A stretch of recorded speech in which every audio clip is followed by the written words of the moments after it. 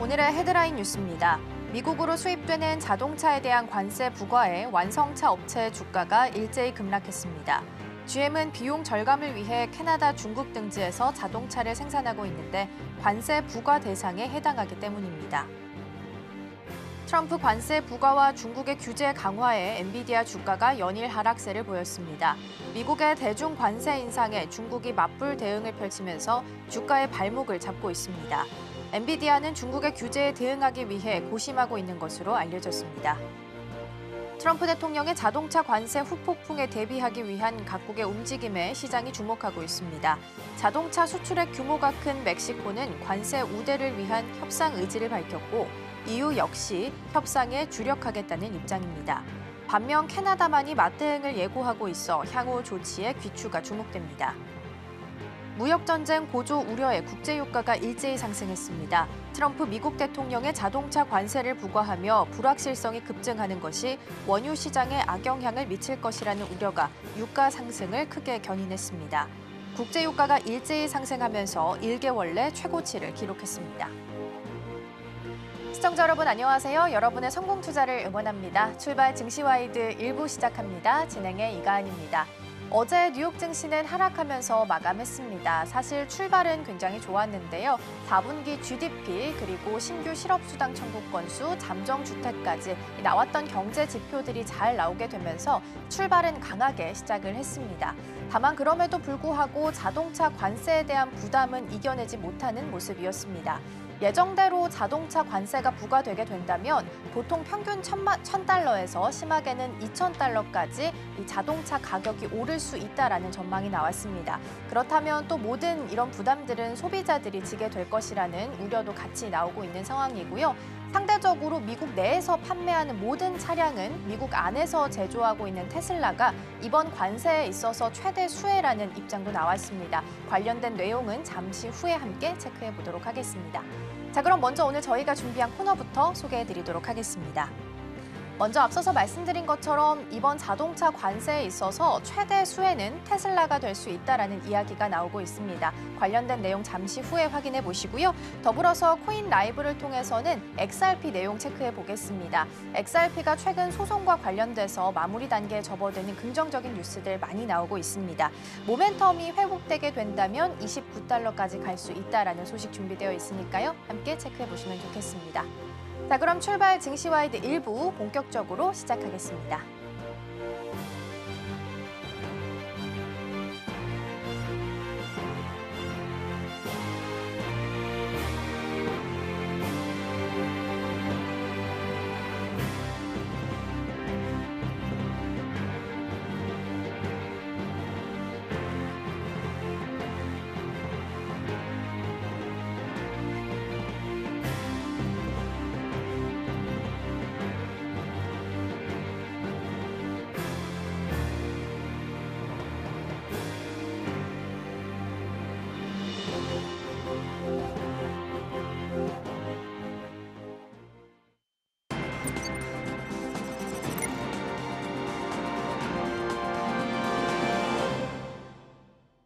네, 계속해서 빅애플 스탁으로 이어가 보도록 하겠습니다. 오늘 도움 말씀에는 서울경제TV 윤경철 본부장 자리해 주셨습니다. 본부장님 어서 오세요. 네, 자동차 관세에 대한 부담이 있었던 어제 시장이었습니다. 오늘 개장하기 전에는 어떤 내용들 점검해 보면 좋을지 함께 확인해 보겠습니다. 먼저 오늘의 첫 번째 키워드 화면을 통해서 만나보시죠. 네, 오늘의 첫 번째 키워드는 트럼프 자동차 관세 빅피처 보도록 하겠습니다. 어제 이야기를 해드린 것처럼 자동차 관세에 25% 부과하겠다라는 행정명령에 서명을 했습니다. 이게 테슬라를 위한 빅픽처다라는 분석도 지금 나오고 있고요. 이번에는 최대 수혜가 테슬라가 될 것이다라는 이야기도 같이 나오고 있습니다. 어떤 부분 때문에 이런 이야기가 나오고 있는 걸까요? 뉴욕타임즈에 이제 크게 났던 기사인데 사실은 이제 그 전체적으로 공장이 테슬라가 이제 전체적인 공장이 이제 상하이에 하나가 있고 나머지가 이제 대부분 이제 미국에 있다 보니까 가장 혜택을 받는 게 이제 테슬라가 아니냐라는 생각이 있습니다. 생산 비중이 테슬라의 경우 70에서 80% 정도가 미국 생산을 하고 있습니다. 경쟁사 같은 경우에 나머지가 이제 미국에 있는 게 20에서 40% 정도가 있고 대부분 수입 차량이다 보다 보니까 나머지 나라들은 이제 나머지 회사들은 피해를 좀 입지 않겠냐라는 생각이 듭니다. 그래서 관세 영향이 테슬라는 거의 없고 나머지들은 다 25%의 영향이 있다 보니까 이제 테슬라가 전 차종에 적용될 가능성이 높다라고 생각하고 있습니다. 그래서 그러니까 이제 혜택을 이제 테슬라가 거의 원가 손실 없이 경쟁사보다 가격 경쟁이 있다라고 생각을 해서 이제 테슬라를 위한 어떤 빅픽처가 아니냐라고 이제 뉴욕타임즈의 기사가 났습니다. 그래서 테슬라는 미국 생산이 절대적으로 높으니까 이제 결국에 가장 혜택을 입지 않겠냐라고 생각을 하는 그런 게 아닌가라고 이제 생각을 하고 있고요. 전기차 전환 시대에 이제 이중 혜택도 구조가 있다라고 이제 분석도 했습니다. 트럼프 정책, 관세 정책의 전기차를 포함한 모든 승용차의 수입에 적용이 되고요. 테슬라는 EV 분야에서 이미 1위고 생산 기반이 미국의 생산 기반을 하고 있습니다. 그러다 보니까 해외 EV 기업 같은 경우에 이제 관세나 IRA 미적용이 됩니다. 그러니까 가격 및 보조금에서 모두 이제 혜택을 받고 있는 상황이고, 그다음에 중국산 전기차가 이제 미국 진입이 봉쇄가 되고 있으니까 그러니까 테슬라는 이미 시장에서 수성을 하고 있는 이런 입장입니다. 그래서 일단 미국에서 이제 중국이 들어오는 것도 이미 막고 있는 상황이고. 해외 브랜드나 어떤 브랜드 가격 상승도 있고 테슬라가 가성비에서도 높은 어떤 그런 거에 혜택도 받고 있는 이런 입장입니다. 그리고 이제 정치적 친화성이나 머스크와 트럼프 이해관계도 일치되다 보니까 이런 것들도 혜택을 입지 않느냐라는 생각도 있습니다. 그러면 이런 생각도 있을 거예요.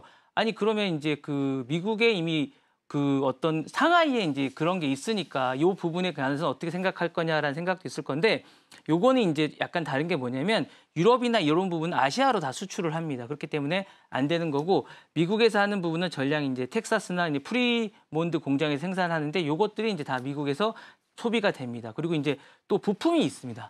부품 같은 것들은 이제 완성차가 아니기 때문에 관세 대상이 아닙니다. 이 부분은 관세 대상이 아니고 이제 트럼프가 얘기하는 관세는 모두가 완성차에만 됩니다. 그래서 이것들은 배터리나 셀 같은 것들이 만약에 우리나라에서 되는 뭐 이런 것들이 수입이 되면 이런 건 관세가 아니기 때문에 이것들은 만약에 하면 이건 미국에서 생산이 되면 이건 관세가 적용이 전혀 받지가 않습니다. 그래서 이런 게 만약에 되면 이렇게 되고 경쟁사는 수입 의존도가 크고 미국 비중이 낮습니다. 그래서 이제 만약에 테슬라 같은 그렇게 되면 90% 이상이 테슬라는 미국에 생산되는 걸로 되고 이제 벤츠나 현대나 기아는 20에서 40% 정도가 됩니다. 그래서 대부분 수입이고 멕시코산이기 때문에 이런 것들 때문에 아마 빅픽처가 아닌가라는 그렇게 해석을 한 것 같습니다. 네.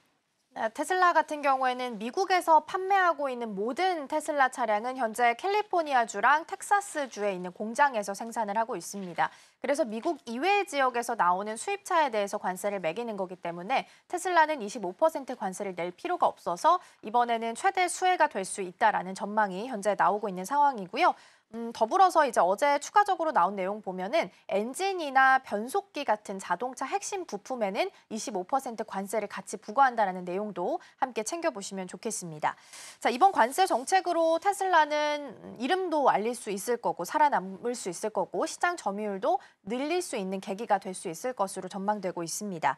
그러면 일론 머스크에게는 머스크 입장에서 본다면 트럼프 대통령이 깔아준 어떻게 빅픽처 안에서 플레이할 수 있는 상황이 될 수 있을 것 같은데요. 향후 미국에 있는 자동차 시장은 어떻게 좀 재편하게 될까요? 트럼프가 의도한 건 이런 것 같아요. 이제 표를 모으겠다는 생각으로 이렇게 한 것 같아요. 어쨌든 모든 방식이 지금 관세 정책이나 이런 것들은 기본적으로 이제 어쨌든 러스트벨트의 부활 같습니다. 그러니까 표를 모으겠다는 생각인 것 같고요. 현지 생산 압박 강화가 될 것 같습니다. 해외 기업들이 모두 다 이제 우리 현대도 마찬가지겠지만 해외 기업들의 이제 미국의 모든 공장을 증설하는 게 목표입니다. 그러다 보니까 25% 관세는 완성된 브랜드 가격을 이제 와서 만들어라는 거거든요. 그래서 예상되는 변화는 현대, 도요타, BMW 해외 브랜드의 미국 내 생산 증가를 시키라는 겁니다. 그래서 이제 그런 공장들이 많이 들어올 것 같고요. 결국엔 리쇼링입니다. 니어쇼링이나 이런 것들. 그러니까 부품 공급망이 조정이 될 것 같습니다. 글로벌에 분산됐던 것들이 안으로 다 들어오는 효과가 있을 것 같은 게 같아요. 그래서 Just in USA 공급망들이 다 안으로 들어오라는 게 이제 기본적인 생각 같습니다. 그리고 전기차 시장이 이원화될 것 같아요. 수입 고급과 내수 중저가 EV가 확장될 것 같습니다. 그러니까 수입 고급은 계속 될 것 같지만 어쨌든 내수 중저가들이 많이 생길 것 같은 그런 생각이 될 것 같고요. 배터리나 첨단 소재 생태계도 가속화될 것 같습니다. 그러니까 파급 효과가 있을 것 같은 생각이 드는 게 완성된 관세는 곧 배터리나 히토류 이런 것들까지 재조정을 유도가 될 것 같고요. 미국 내 리튬 정제나 셀 리사이클링 산업 같은 것도 육성될 것 같은 그런 생각이 듭니다. 어쨌든 공장들이 계속 안으로 들어오기 때문에 이런 것들은 계속 육성이 될 것 같은 그런 생각이 듭니다. 그러니까 이런 게 계속 이제 강요를 하다 보면 결국에 이제 동맹국들은 아, 왜 자꾸 강요를 하냐 이런 생각을 하기 때문에 동맹국들에 대한 이런 것들이 이제 약화되니까 마찰이 생길 수밖에 없거든요. 그리고 이제 FTA를 이제 했던 것들이 재협상을 할 수밖에 없습니다. 그래서 이제 이런 거 압박이 계속 있을 것 같고 국제사회의 반응은 결국 한국들이나 우방국이 있을 겁니다. EU도 있을 거고요. 이런 데 수출 주도국들은 제소가 계속 될 겁니다. WTO나 이제 뭐 FTA 내 분쟁은 계속 제기가 될 것 같고 IRA 뭐 어떤 사례처럼 우방 내 차별도 있을 것 같고 논란도 재점화될 것 같은 이런 생각이 있을 것 같고 계속 이런 게 논란이 되면서 이제 이야기가 계속 되지 않을까라는 생각이 듭니다. 네. 네, 자동차 관세 부과 이슈에 대해서 좀 다뤄보고 있습니다. 어제 번스타인에서 나온 기사를 좀 보면요. 자동차 제조업체들이 연간 750억 달러, 우리 돈으로 계산하면 약 110조 원 정도 추가 부담하게 될 것이라는 이야기가 나오고 있습니다. 그렇다면 그 비용은 또 다 소비자들이 부담하게 될 거고 다시 인플레이션에 대한 우려감이 높아질 수도 있기 때문에 이에 대한 내러티브도 같이 체크해 보시면 좋을 것 같습니다. 자, 그럼 이어서 두 번째 키워드 함께 확인해 보시죠. 두 번째 키워드는 틱톡 관세 교환 보겠습니다. 트럼프 대통령이 관세 1%가 틱톡보다 더 가치가 있다라면서 협상에서 우위를 점하려는 의도로 대중관세에 대한 의지를 보이고 있습니다. 이번 전략은 어떤 목적으로 해석을 좀 할 수 있을까요? 그 트럼프 대통령 요즘 모든 관심사는 관세인 것 같아요. 뭐 다른 거는 일단 하나가 이게 모든 게 집중이 되면 다른 거는 관심이 없는 것 같아요. 그러니까 취임 초기에는 틱톡에 관심이 좀 있었는데 요즘은 틱톡에 별로 관심이 없는 것 같아서 이제 관세는 현금 수입을 이제 가져다 주는 것 같기도 하고 구조조정을 유도할 수도 있는 것 같아요. 그리고 협방 압박의 삼중 무기를 갖고 있는 약간 강력한 무기인 것 같습니다. 그러다 보니까 사실은 이제 관세를 하면 재정 수입이 어떤 지금 재정 적자인데 이걸 가져다 주기도 하고 관세는 이제 미국 재무부에서 직접 기속된 즉각적인 수입을 줍니다. 그러다 보니까 틱톡보다 훨씬 중요해요. 그러다 보니까 tik톡이 지금 중요치 않아요. 그리고 이제 산업을 보호해주기도 합니다. 그러니까 자국의 산업을 구조를 유도하기도 하고 협상 카드이기도 합니다. 강력한 협상 무기죠. 그러니까 요 세 개를 하다 보니까 관세를 이제 유도하는 무기이기도 하고요. 그런데 틱톡 이슈는 기술 전쟁이 지금 아닙니다. 틱톡은 사실은 어떤 경제 전쟁에서 어떤 프레임을 전환하는 무기이기 때문에 틱톡은 강력한 어떤 뭐라 그럴까요? 어떤 강력한 어떤 협상의 어떤 협상 프레임 같은 거거든. 그래서 이걸 전방위로 내세우는 도구 같은 겁니다. 그래서 관세랑 함께 내세우는 도구이기 때문에 미국 내에서 어떤 데이터 보호나 여론 조작이나 표현의 어떤 정치 안보 이슈 같은 거기 때문에 틱톡을 앞으로 내세우고 있거든요. 그래서 트럼프는 틱톡을 기술전의 어떤 상징으로 보지 않고 사실은 더 강력한 톤제나 관세를 하던 메시지 같은 걸로 보고 있습니다. 그래서 이걸 앞으로 내세우면서 틱톡보다는 틱톡을 내둘 테니 관세를 1%라도 더 올리고 싶은 약간 이런 걸 메시지로 하고 있습니다. 그래서 이제 중국에게 선택 강요나 프레임 걸 내세우면 그러니까 틱톡을 지킬 것인지 아니면 무역을 살릴 것인지 둘 중에 하나 선택하라는 약간 이런 메시지를 하고 있으면서 이원적으로 이제 구조를 압박하는 어떤 방식을 택하고 있으면서 이렇게 이제 여러 가지를 이야기를 해달라고 얘기를 하고 있습니다. 이 발언은 틱톡을 단독 사안으로 보지 않고 전체 협상 테이블을 이끌어내는 약간 어떤 트럼프의 협상의 기술이 아닌가라는 생각을 좀 하고 있습니다. 그래서 대중의 메시지는 틱톡을 잡는 것보다 돈을 버는 게 자기의 진짜 목적이라고 생각하고 있으면서 어쨌든 트럼프가 진짜 어떤 돈을 버는 자신이 어떤 협상가로서의 어떤 기술을 발휘하는 게 아닌가라는 생각을 하고 있고요. 트럼프는 자국의 유권자들에게 틱톡 하나를 잡자고 경제를 흔드는 건 어리석은 거다라고 얘기를 하면서 나는 틱톡보다는 더 많은 부를 가져오는 카드를 쥐고 있다라고 어떤 메시지를 전달하는 게 아닌가라는 생각을 하고 있습니다. 그래서 경제 안보 이슈를 맞바꾸는 것보다는 현실적인 어떤 프레임을 자신은 가지고 있다라는 어떤 경제 대통령이라는 이미지를 어떤 자국에게 메시지를 던지고 있는 그런 생각을 보이고 있는 것 같습니다. 그래서 트럼프는 틱톡보다는 관세 1%가 더 중요하다라고 이제 발언을 하는 건 이런 것 같습니다. 그러니까 협상용 멘트가 아니라 관세를 어떤 협상 핵심의 외교 전략으로 삼고 틱톡을 전체 테이블의 하위 위치로 이제 선언하는 게 아닌가라는 생각이 듭니다. 그래서 이 발언은 이제 이런 것 같습니다. 중국이 틱톡을 보호하려면 더 큰 경제 양보를 해야 되는 게 아닌가라고 이제 얘기를 하고 있는 그런 생각이 듭니다. 네. 네, 어쨌든 간 협상에 있어서 우위를 점하겠다라는 의도 그리고 압박을 강화하겠다라는 의도도 같이 좀 보이고 있는 상황입니다. 트럼프라는 인물 자체가 협상은 게임이 아니다, 룰을 만드는 자가 승자다라는 사고방식을 가지고 있는 인물이다 보니까 아무래도 빅픽처를 좀 그려나가고 있는 상황인 것 같고요. 틱톡은 겉으로 보이는 소재일 뿐이고 안으로 들어가서 보면은 중국을 압박하려는 관세나 무역이나 기술 패권에 있어서 우위를 점하려고 하는 얽혀있는 문제다라고 보시면 될 것 같습니다. 그러면 향후 대중 전략은 어떻게 흘러가게 될까요? 뭐 말씀하신 대로 뭐 룰을 만드는 자가 승자다라는 게 지금의 어떤 트럼프의 생각인 것 같아요. 그래서 트럼프의 대중 전략은 게임판은 내가 설계한다, 약간 이런 것 같아요. 그래서 이제 뭐 약간 패권 우위의 정당화나 협상보다는 룰 선정이 우선인 것 같습니다. 그래서 이제 약간 이렇게 만든하면서 이제 내가 만든 룰 안에서 협상을 하자, 약간 이런 생각인 것 같아요. 룰을 설계자의 모델인데요. 관세 보조금과 기술 패권 룰을 재설정하고 있는 것 같습니다. 이렇게 얘기하면서 WTO가 아닌 메이드 인 US의 어떤 경제 블록을 구축을 시도하고 있는 것 같습니다. 이렇게 얘기하면서 중국이 어떤 경쟁할 수 있는 룰 자체를 바꾼다라는 생각을 하고 있는 것 같습니다. 그래서 고율 관세를 부과하면서 미국 기업의 보조금 강화를 하면서 중국 제품은 가격 경쟁력을 봉쇄하고 있는 것 같습니다. 이렇게 하면서 중국 제품을 계속 고율의 관세를 부과하면서 요거에 대해서 이제 어떤 중국이 제품을 팔려면 관세를 좀 많이 내라, 이렇게 얘기하고 있는 것 같고요. 중국 기술의 글로벌 확장을 저지하고 있는 것 같습니다. 그래서 데이터 안보 규범을 봉쇄하면서 틱톡이나 뭐 화웨이나 DJI 같은 중국 기술이 어떤 글로벌 확장을 할 때는 돈을 많이 내야 된다라는 생각을 좀 하고 있는 것 같습니다. 이렇게 하면서 이런 저런 얘기를 좀 하고 있는 것 같고요. 그다음에 이제 RSVI라는 반도체 배터리 글로벌 표준을 어떤 주도권을 확보를 시도하고 있는 것 같습니다. 이런 부분에 하면서 자신들이 기술 전쟁이 아니라 표준 전쟁 같은, 자신 미국이 표준이라는 걸 세우면서 이런 걸 이용하려면 돈을 내야 된다라는 생각을 좀 하고 있는 것 같고요. 관세를 외교 단편의 기술의 단위로 내세우면서 일괄 협상을 하고 있는 것 같습니다. 단위별로 하면 너무 복잡하니까 어떤 단일변이 아니라 일괄, 그러니까 틱톡이나 히토류나 배터리 반도체 이런 것들을 한 번에 이렇게 하면서 패키지로 이제 딜을 협상을 하려고 하는 것 같은 이런 생각이 듭니다. 그래서 이렇게 사안별로 하면 좀 복잡하니까 모두를 관세와 연결된 안보 카드로 설정을 해서 협상을 하려고 하는 이런 생각이 있는 것 같고요. 디커플링이 아닌 리디자인으로 해서 상호로 의존해서 모델로 하려고 하는 것 같습니다.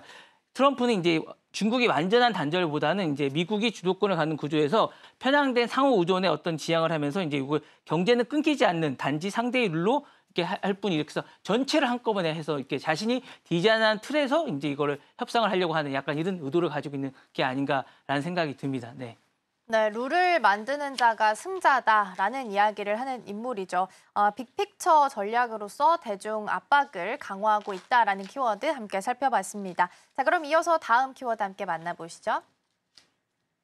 네, 다음 키워드로는 테슬라 사법 전쟁 보겠습니다. 현재 미스콘신 법률상으로는 자동차 제조사가 소비자에게 직접 차량을 판매할 수 없는 구조로 되어 있습니다. 그래서 테슬라는 위스콘신 내에 쇼룸은 있지만 여기서 구매는 사실상 불가한 상황인데요. 그래서 테슬라가 올해 초에 이러한 내용들이 좀 불합리하다라는 이야기를 가지고 소송을 제기한 상태입니다. 그리고 아마 도움을 받고자 하는 의도가 같이 포함되어 있겠지만 위스콘신주 대법원 선거에 2천만 달러 이상을 현재 투입하고 있다라고 합니다. 어떤 점에서 논란이 좀 되고 있는 걸까요? 일단은 이해 충돌이 좀 되고 있는 것 같아요. 사실은 이제 사법기관에 대해서 직접적인 이해관계와 뭐 어쨌든 자금 투입을 하는 거는 약간 이해 충돌 구조입니다. 사실 머스크가 직접 피고고 원고로 사실은 연루된 사안이지 않습니까? 그래서 이게 약간 이해 충돌이고, 입법자가 아닌 판사를 타겟으로 뭔가를 하고 있는 것들도 약간 이해 충돌입니다. 그리고 공공법률 규제고 이제 사적 플랫폼의 우위를 확보를 시도하려는 것도 이해 충돌인 것 같고요. 이런 것들에 대해서 이제 테슬라 문제가 아니라 모든 자동차의 유통 구조의 근간을 좀 바꾼다는 측면에서 약간 문제가 되고 있는 것 같고, 과연 이게 이제 선거 작업을 투입하는 것이 정당한 정치 참여를 넘어서서 자본으로 이제 자신의 사법 위치를 유리하게 만드는 시도가 맞는 것인가라는 약간 논란이 좀 되고 있습니다. 그래서 이게 향후에 어떻게 바라볼 수 있느냐, 그리고 이게 사법권의 독립성에 대해서, 권력 분립에 대해서 이게 맞는 것인가라는 이렇게 중대 사안으로 이제 바라보고 있습니다. 그래서 여기 향후에 어떻게 될지 좀 지켜봐야 될 것 같은 그런 생각입니다. 네. 네, 테슬라와 관련된 내용 일단 좀 살펴보고 있는데 테슬라의 선거 개입과 관련해서 일단은 이해 충돌에 대한 우려가 좀 나오고 있습니다. 위스콘신에서 테슬라의 다양한 시도들을 봤을 때 이게 소비자의 권리를 보호하는 건지 아니면 반대로 법과 사법을 자본력으로서 재편하려고 하는 것인지에 대해서 논란이 좀 일고 있는데 어떤 쪽으로 보는 것이 좀 맞을까요? 이게 두 가지로 볼 수 있을 것 같은데요. 긍정적으로 보면 사실은 머스크가 이제 사법부의 친기업적 기술, 그러니까 친화적인 어떤 걸 서명하는 그러니까 이렇게 이제 확보함으로써 이제 사실은 이게 되게 불편해요. 사실은 이게 왜냐하면 이거를 이제 위스콘신 사람들은 이걸 이제 만약에 신청을 하면, 온라인으로 신청을 하면 이게 주변에 있는 쪽에서 다른 주에서 이 차를 끌고 와야 돼요. 그래서 이제 이거를 구입하시는 분들 상당히 불편해요. 다른 쪽에 계신 분들은 그냥 쇼룸에 가서 그냥 끌고 오면 되는데 안 그러면 되게 불편하기 때문에 시민의 어떤 기술적 조건이나 표현의 자유나 재산권을 보호한다는 측면에서 상당히 이제 머스크가 하는 것들이 정당합니다. 정당하다고 할 수 있고 기업인이 사업의 어떤 방향성을 중요한 책임 있는 시민의 참여라든가 그리고 이제 뭐 미국이 슈퍼팩 시스템을 통해서 합법적인 정치 기부를 한다는 측면에서 긍정적으로 볼 수 있습니다. 상당히 긍정적이고 그리고 이제 왜 다른 주에서는 직접 가서 이제 할 수 있는 걸 못하게 하느냐는 측면에서 긍정적으로 볼 수 있습니다. 그리고 이제 뭐 할 수 있는데 어떻게 보면 이게 머스크 개인이 수천만 달러를 투입해서 판사에 투입을 한다는 게 이게 진짜 맞냐고 생각할 수도 있어요, 사실은. 극단적인 거죠, 사실은. 마지막 중립적인 선거의 자본에 무력화할 수 있다는 거죠. 그리고 이제 왜 요 선거구만 하냐는 거죠. 그리고 이제 머스크가 자기 기업에 관해서만 이렇게 하냐는 거에 이제 좀 목적이 약간 의도가 좀 썩 개운치 않다는 의도가 좀 있습니다. 그리고 명분이 기업의 이익으로 한다는 측면에서 편향성으로 흐를 가능성이 좀 있다는 거죠. 그리고 이제 표면적으로는 소비자의 권리를 보호한다고 하지만 실질적으로는 사법성의 독립성과 이제 자본의 영향을 맞바꾼 행위로 볼 수 있기 때문에 사실은 이게 좀 민주주의 시스템에서 법원은 사실상 마지막에 중립적 장치인데 이 부분에서 이제 조정을 하려는 게 이제 사실상 이제 그 공정성을 해치는 게 아닌가라는 약간 우려가 있기 때문에 이게 좀 우려가 좀 있다는 약간 부정적인 의견도 좀 있습니다. 네. 네, 논란이 좀 있다라는 부분 함께 점검을 좀 해봤습니다. 지금 테슬라 같은 경우엔 친환경차를 타려면 주 경계를 넘어야 하는 상황이라서 정책에 대한 불균형이 지적되고 있다라는 부분 함께 챙겨보시면 좋겠습니다. 자, 그럼 이어서 다음 키워드 넘어가 보시죠. 네, 다음 키워드로는 오픈 AI 저작권 분쟁 보도록 하겠습니다. 미국의 연방법원이 오픈 AI 소송 기각 요청을 일부는 기각하고 또 핵심으로 작용하고 있는 저작권 침해 주장에 대해서는 소송 진행을 허용을 하기로 했습니다. 이 같은 결정은 어떤 의미를 갖게 되는 걸까요? 이게 이제 2023년에 이제 12월 말에 뉴욕타임즈가 오픈 AI하고 MS를 동시에 제소를 했습니다. 그러니까 뉴욕타임즈에 있는 저작권을 무단으로 스크롤링해서 이제 학습을 해서 이쪽을 제공하고 있다는 거예요. 사실은 이제 출력물의 본질이 유사하다고 이제 이게 복제물인지 아니면 이제 공정 이용을 한 것인지에 대해서 판결을 해달라는 겁니다. 그러니까 이게 사실은 약간 애매합니다. 이걸 공정 이용인지 아닌지가 이제 이걸 어떻게 해야 될지 해석을 해야 되는지에서 애매하다는 건데 핵심은 법원이 이번에 이걸 받아들여서 이제 이거를 재판에서 다뤄보자라고 이야기를 한 것이기 때문에 사실은 이게 이 판결에 따라서 향후에 이거를 이제 넷플릭스처럼 이거를 받아들여서 이제 저작권으로 인정을 하면 앞으로 오픈 AI도 넷플릭스나 디즈니처럼 이용료를 내야 됩니다. 라이센스 피를 내야 되는 거고 이거를 나중에 재판을 해서 안 하면 지금처럼 이용이 가능한 겁니다. 그래서 이제 일부를 받아서 저작권 침해가 있다라고 본 거예요.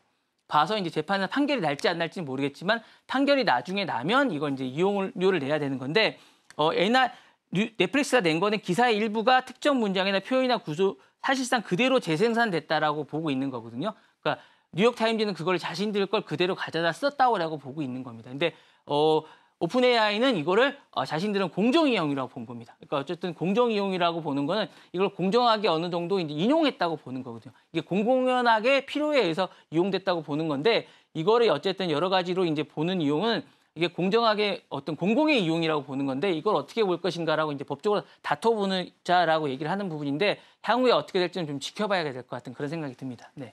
네, 좀 정리를 하면 오픈 AI가 뉴욕타임스에 있는 기사들을 무단으로 스크래핑을 해서 생성형 AI 서비스를 구축했다라는 거에 대해서 지적을 한 거고요. 오픈 AI 입장에서 본다면 일반적으로 공개돼 있는 데이터를 활용한 거기 때문에 문제가 없다라는 입장을 현재 취하면서 논란이 좀 되고 있는 상태입니다. 오픈 AI는 AI가 출력하는 내용들은 새로운 생성물이다라는 입장을 현재 취하고 있는 건데요. 반대로 법원은 그 주장만 가지고는 책임을 면제할 수 없다라고 이야기를 했습니다. 향후 소송은 어떤 방식으로 좀 전개가 될까요? 일단은 이제 승소할 경우와 승소하지 않을 경우가 이제 상당히 중요할 것 같은데 이게 이제 뉴욕타임즈가 만약에 승소하면 이제 이게 정말로 이제 폭증할 것 같아요. 지금 소송이 이거 뉴욕타임즈 말고도 많이 돼 있거든요. 그래서 이제 만약에 이제 전방위로 라이센스를 하게 될 경우에는 각 언론사나 출판사 AI 생성 결과에 닿는 분배 계약이 폭증할 것 같습니다. 그래서 만약에 뭐 오픈 AI나 이렇게 될 경우에는 이제 만약에 요게 라이센스가 엄청나게 많이 될 것 같습니다. 그래서 만약에 요런 출판사나 이런 쪽에 AI나 이런 쪽에 이제 출판사나 이런 쪽에서 엄청난 이익이 많이 증가하게 될 것 같고요. 만약에 이제 오픈AI가 승소하게 될 경우에는 지금처럼 쓰시면 됩니다. 여러분들이 쓰시면 될 것 같고 만약에 제약이 좀 많을 것 같아요. 저희가 이제 지금처럼 쓰는 데에 대해서 비용도 많이 올라가게 될 것 같고 쓰는 데도 제약이 좀 있을 것 같습니다. 지금은 이제 이런 걸 이용하는데 신문사나 이런 기사들도 저희가 이제 막 쓰게 되거든요. 생각보다 많이 쓰게 되고 그다음에 출판 내용들이나 글도 많이 쓰게 되는데 이런 것들이 좀 제한되지 않을까라는 생각도 들고 지금보다 오픈AI에 쓰는 비용이 훨씬 더 많이 올라갈 것 같은 그런 생각도 듭니다. 그러니까 이게 판결이 언제 날지는 모르겠지만 이 판결에 따라서 상당히 많은 변화가 좀 있지 않을까라는 생각이 듭니다. 그러니까 이 오픈AI나 이런 AI를 사용하는데 변화가 많이 있을 것 같은 그런 생각이 듭니다. 네. 네, 이번 소송은 AI 기술과 언론사에 있어서는 저작권 보호 조치를 둘러싸서 앞으로 새로운 가이드라인으로 제시가 좀 되지 않을까라고 생각이 좀 듭니다. 향후 나오게 되는 뉴스들 보시면서 업계 지각들도 함께 점검해 보시면 좋겠습니다. 자, 그럼 이어서 다음 키워드 넘어가 보겠습니다. 네, 다음 키워드로는 심야 방송 역사 속으로 보도록 하겠습니다. CBS의 애프터 미드나잇 프로그램이 종영이 결정되는 등 최근 이제 미국 지상파에 있는 심야 시간대에 있는 프로그램이 폐지되거나 폐지를 고려하고 있는 상황으로 알려져 있습니다. 이게 단순한 편성 이상의 의미를 가진다라고 하는데 어떤 의미랑 시사점을 가지고 있는 걸까요? 이거를 진짜 문화적으로 좀 볼 필요가 좀 있을 것 같고요. 플랫폼적으로 좀 볼 필요가 좀 있을 것 같아요. 문화적으로는 이제 TV 앞에서 보는 어떤 변화가 좀 있을 것 같아요. 그러니까 밤을 보내는 시간에 대해서는 좀 많이 바뀐 것 같아요. 그러니까 어떻게 보면 이제 30년 정도 보냈던 1인 체제에서 셀럽들이 여러 가지 이야기하는 것들을 이제 어떻게 보내느냐, 우리 사람들이 어떻게 보내느냐는 문화에 대해서 많이 바뀐 것 같아요. 그러니까 이제 지금 40, 50대들이 젊은 시절에 이제 80년대, 90년대 이런 시절을 보냈을 때는 많이 바뀐 거예요. 그러니까 문화의 해체라고 보면 될 것 같아요. 그러니까 TV 앞에서 밤을 보내는 문화의 해체가 좀 일어난 것 같고요. 광고 수익성에도 붕괴가 많이 심야심야 광고가 많이 바뀐 것 같아요. 그러니까 옛날에는 과거에는 자동차, 맥주 이런 타겟을 마케팅을 했던 시절이라면 지금은 정말 이제 약간 정확하게 정밀화된 시간이 좀 많이 바뀐 것 같아요. 그러니까 지상파의 이런 광고 시간대가 많이 바뀐 것 같고요. 그다음에 지금은 틱톡이나 뭐 이런 것들 클럽 시장의 소비 시장에 파편화된 시장인데 이런 것들을 제대로 분석을 많이 못했습니다. 지상파들이. 그러다 보니까 이 시간대 광고가 많이 이동이 되는데 이런 시간대에 대해서 정말 분석을 못하다 보니까 이런 데 광고가 많이 이동이 됐어요. 그러니까 이런 걸 이동이 되다 보니까 이 광고 시간대에 광고가 안 몰립니다. 그러다 보니까 이런 시간대에 심야 시간대 광고가 없습니다. 그러니까 이런 시간대가 폐지될 수밖에 없고요.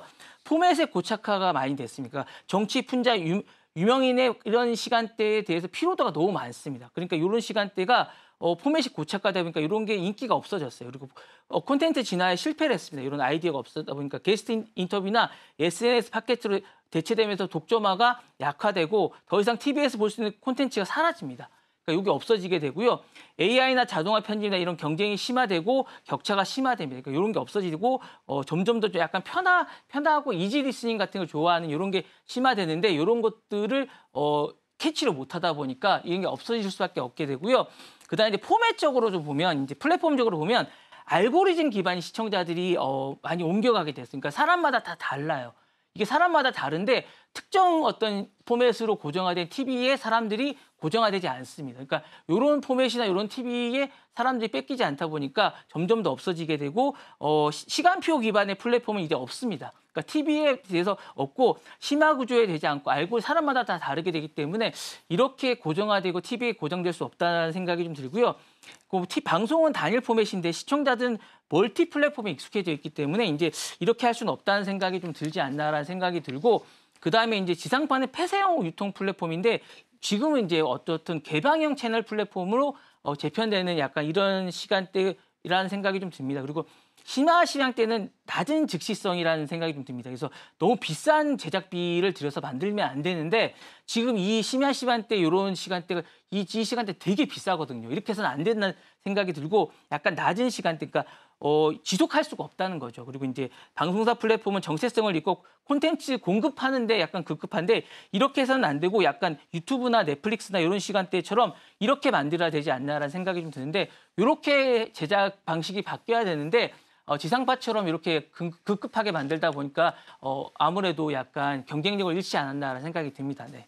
네, 미국 지상파 프로그램에 있어서 심야 시간대 프로그램 종영과 관련된 내용 좀 살펴보고 있습니다. 이렇게 토크쇼가 이 심야 시간대 진행됐던 토크쇼가 폐지됐다라는 것 자체가 미디어 권위의 해체이자 혹은 플랫폼 생태계가 좀 전환되고 있다라는 걸 보여주는 대표적인 사례가 될 수 있지 않을까 싶습니다. 기존의 방송국 중심이었던 사용자 주도형 콘텐츠 시대에서 앞으로는 크리에이터가 중심이 되는 콘텐츠 경제 사회로 변화가 될 것이다라는 부분도 점쳐지고 있는데요. 그러면 향후 심야 토크쇼 시장은 어떻게 재편되게 될까요? 일단은 제가 볼 때는 뭐 약간 이게 혼자 하는 게 아니라 바이럴 영상이나 이렇게 약간 좀 바뀌지 않을까라는 생각이 들고요. 아까 말씀드렸다시피 약간 저비용의 어떤 심야 시간대로 좀 바뀌어야 되지 않을까라는 생각이 듭니다. 그리고 이제 AI 기반이 좀 돼야 될 것 같은 생각도 좀 들어요. 그 인터랙티브한 콘텐츠가 좀 나와야 되지 않을까라는 생각도 들고 그다음에 로컬이나 니즈나 리치 마켓이 좀 돼야 될 것 같은 생각도 좀 듭니다. 그리고 이제 지상파 자체가 축소되고 스트리밍 전환이 좀 돼야 될 것 같은 생각도 들고요. 일단은 공간 무대에서 치유의 시간, 약간 편하게 볼 수 있는 시간이 좀 돼야 될 것 같아요. 지금 제가 이렇게 미국 시간대도 좀 보면 말이 너무 많습니다. 말이 너무 많은 생각이 좀 들고 너무 설득을 하려고 그래요. 강요를 하려는 생각이 좀 들고 그리고 이제 유명인들이 너무 많습니다. 그러니까 일반인들이 나와서 공감을 할 수 있는 약간 이런 게 좀 있었으면 좋겠다는 생각이 좀 들고 사실은 진짜 사람 이야기가 좀 필요하지 않냐라는 생각이 좀 들고 말이 좀 적었으면 좋겠다는 생각이 들고 스튜디오가 아니라 일상의 삶으로 좀 들어왔으면 좋겠다는 생각도 좀 듭니다. 그리고 이제 전 국민 콘텐츠가 아니라 공명하는 소수 콘텐츠로 한번 바뀌어지면 어떨까라는 생각이 좀 듭니다. 그래서 일단은 지금 시대에는 약간 가장 깊은 감정을 건드릴 수 있는 약간 이런 시간대가 좀 돼야 되지 않을까라는 생각이 좀 듭니다. 제 생각입니다. 이건 약간 제가 분석해보면 그러지 않을까라는 생각이 좀 듭니다. 네, 관련된 예상까지 같이 좀 주셨고요. 앞으로는 미디어 권위가 좀 붕괴가 되면서 소비자가 주도할 수 있는 플랫폼 생태계로 변환되지 않을까 싶습니다. 자, 그럼 이어서 다음 키워드 함께 살펴보시죠. 네, 다음 키워드로는 구글 OS 개발 비공개 보겠습니다.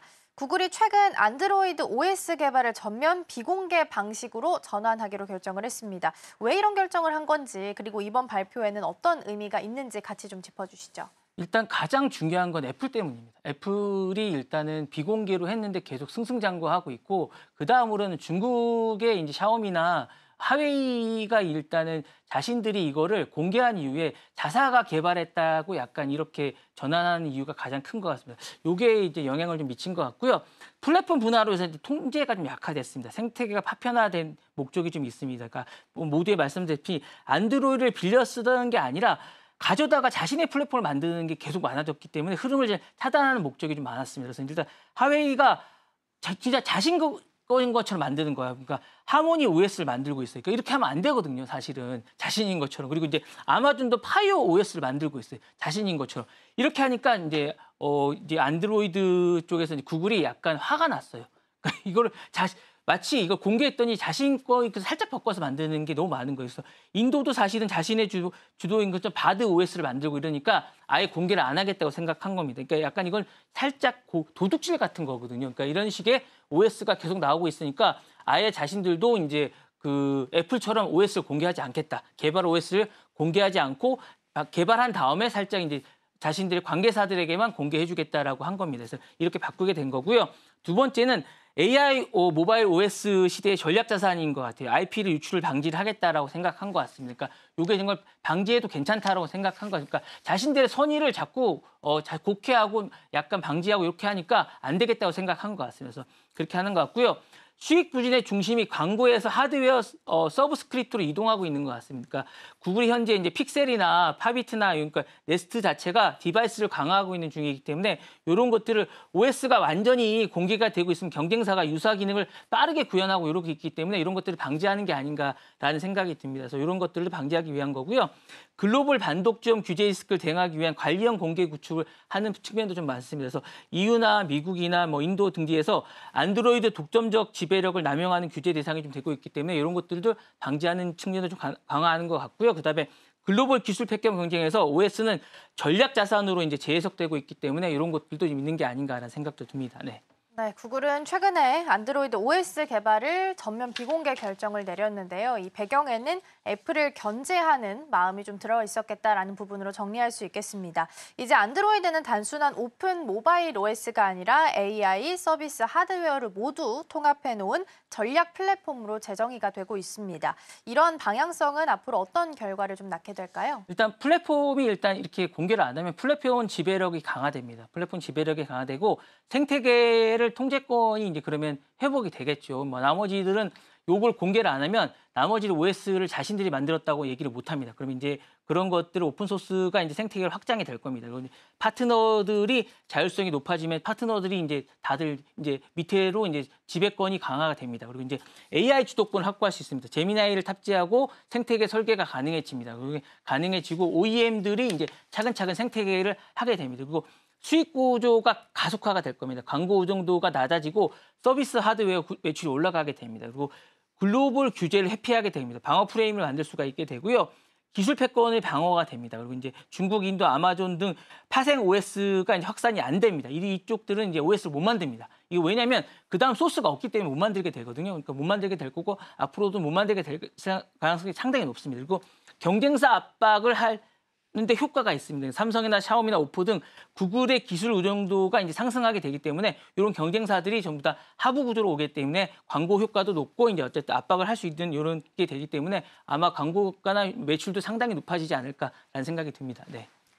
네, 전략 플랫폼의 변화 모습까지 함께 좀 점검해 봤습니다. 6가지 경제 키워드 체크해 봤고요. 오늘 본부장님은 여기서 보내드리겠습니다. 오늘 말씀 고맙습니다. 네, 감사합니다.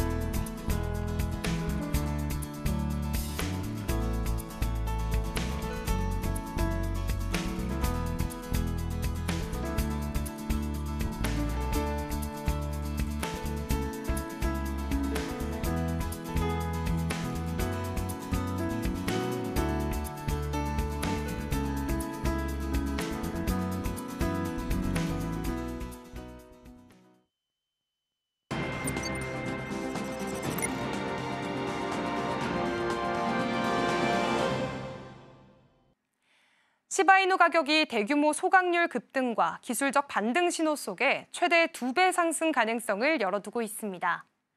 현지 시간 27일 암호화폐 전문 매체 코인게이프에 따르면 시바이누는 현재 0.000014달러 부근에서 거래되고 있으며 최근 24시간 동안 1% 하락했지만 일주일 기준으로는 약 13%의 상승세를 보이고 있습니다. 특히 하루 소각률이 57,291.91%에 치솟으며 10억 개 이상의 시바이누가 유통량에서 영구 제거된 것이 투자 심리를 자극하고 있습니다. 시장 분석가 월드 오브 차트는 시바이누가 하락 채널 상단 저항을 돌파할 경우 강력한 상승 랠리가 촉발될 수 있으며 현재 기술적 흐름은 최대 2배 상승 가능성을 시사한다고 전했습니다. 실제로 이 패턴은 하락세가 끝나고 반전 구간에 진입할 수 있음을 보여주는 전형적인 지표로 해석됩니다. 또 다른 분석가 자본 마크스는 시바이누가 강세 복귀 조짐을 보이고 있다며 중장기적으로 0.000081달러까지의 랠리가 가능하다는 전망을 내놨습니다. 이는 현재가 대비 약 5.6배 상승 여력이 존재함을 의미하는데요. 이러한 상승 기대감은 공급 감소와 수요 증가라는 고전적인 수급 논리에 근거합니다. 특히 시바이누 소각 메커니즘이 점차 강화되면서 유통량이 줄어들고 있고 이로 인해 가격 탄력성이 높아지고 있습니다. 시장 참여자들은 향후 시바이누가 0.00001561달러 단기 고점을 재돌파하고 0.000018에서 0.0002달러 저항대를 넘을 경우 본격적인 중장기 랠리가 펼쳐질 수 있다고 보고 있습니다.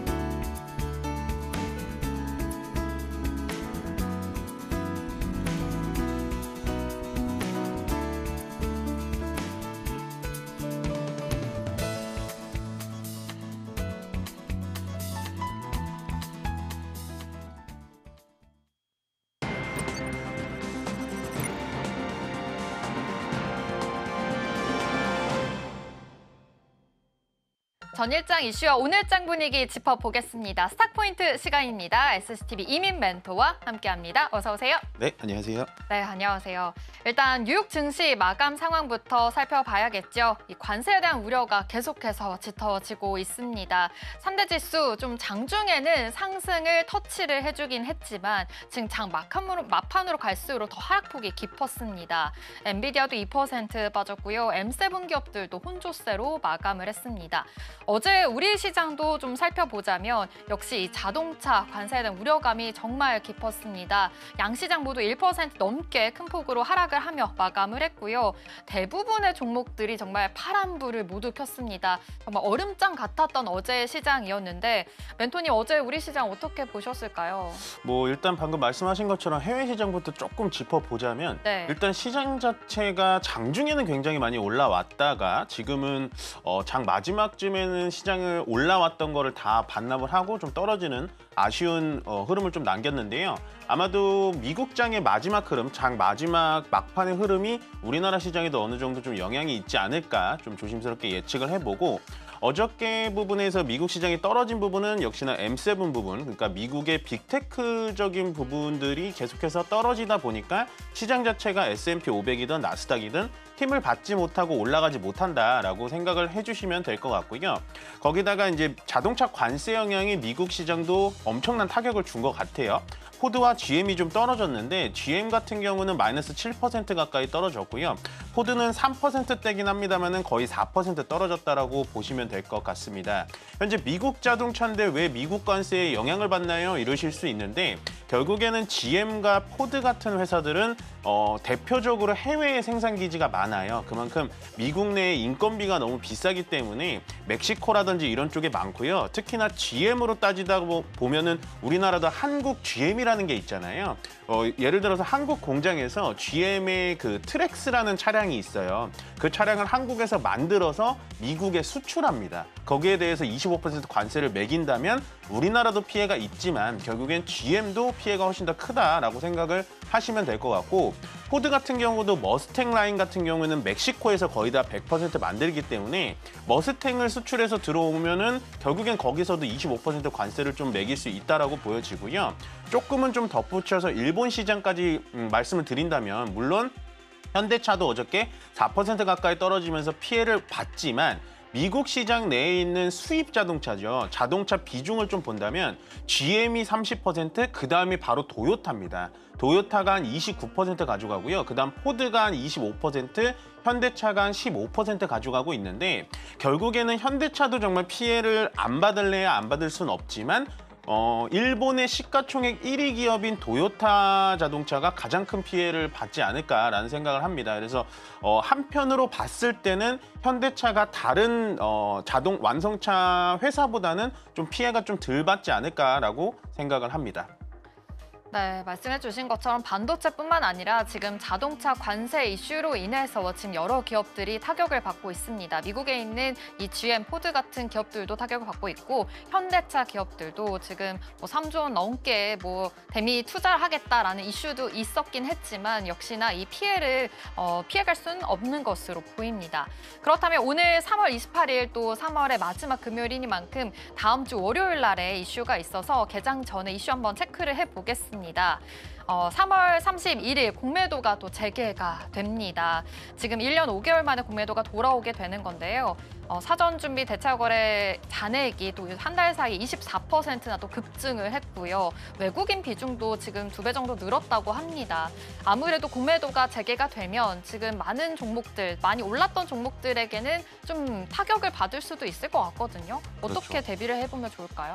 일단은 방금 얘기하신 것처럼 많이 오른 종목에 대해서는 좀 조심할 필요가 있어요. 그러니까 이렇게 공식적으로 생각을 하시면 안 되는 게 오른 종목은 무조건 떨어지겠다 이렇게 생각하실 필요는 없지만 올라 있는 종목에 플러스 대차 잔고라고 한번 설명을 드렸습니다. 주식을 빌려가지고 미리 빌려놓은 그 잔고가 대차 잔고라는 건데 그 대차 잔고가 늘어난다는 건 결국엔 다음 주에 시작되는 공매도가 시작이 되면 공매도 재개가 나올 때 공매도를 때리겠다라고 무거운 중에 좀 얘기를 해주고 있는 거예요.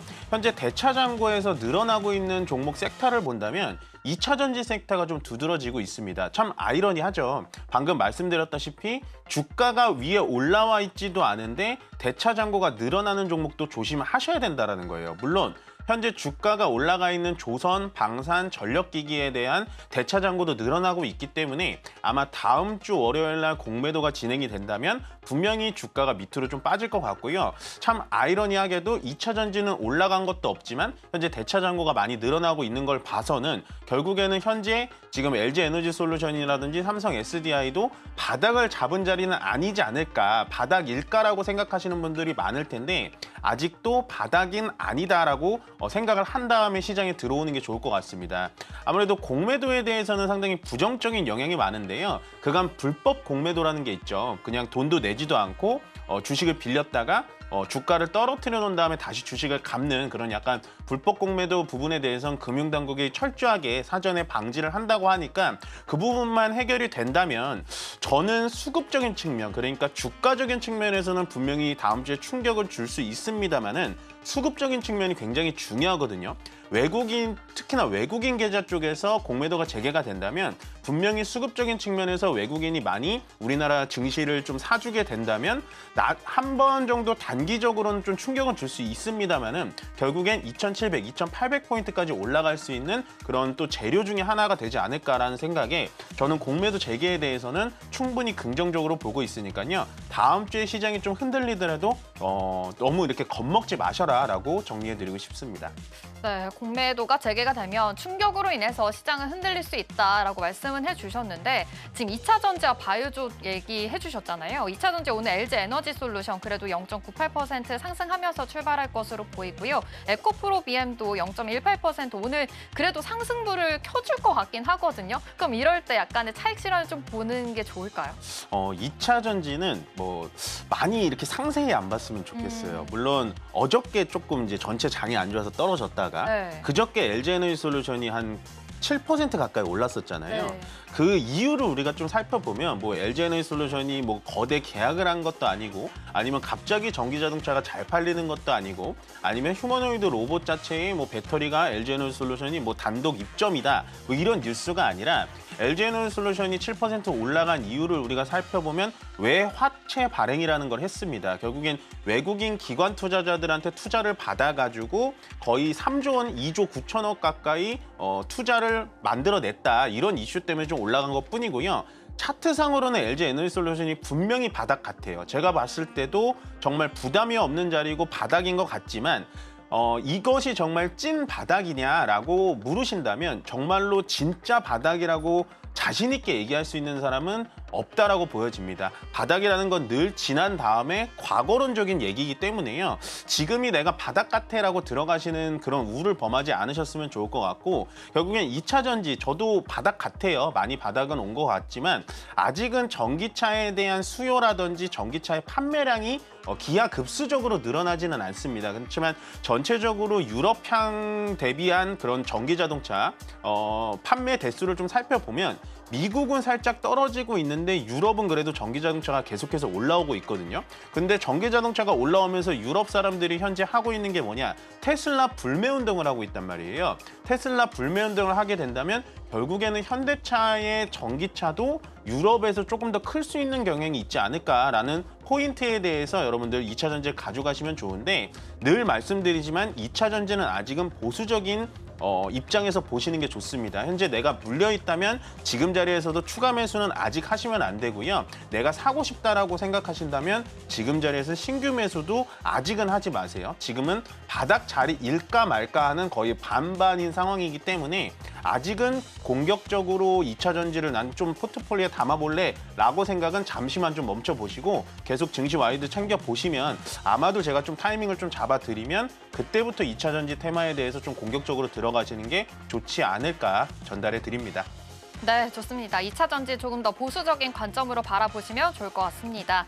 또 마이크로소프트에서 AI 데이터 센터 프로젝트를 중단한다라는 소식이 있었습니다. 관련해서 뭐 기술주들 지금 엔비디아도 빠졌고요. 좀 여러 가지 반도체 관련해서 좀 압박이 있는 것으로 보이는데 반도체주들 좀 흔들릴 가능성이 있을까요?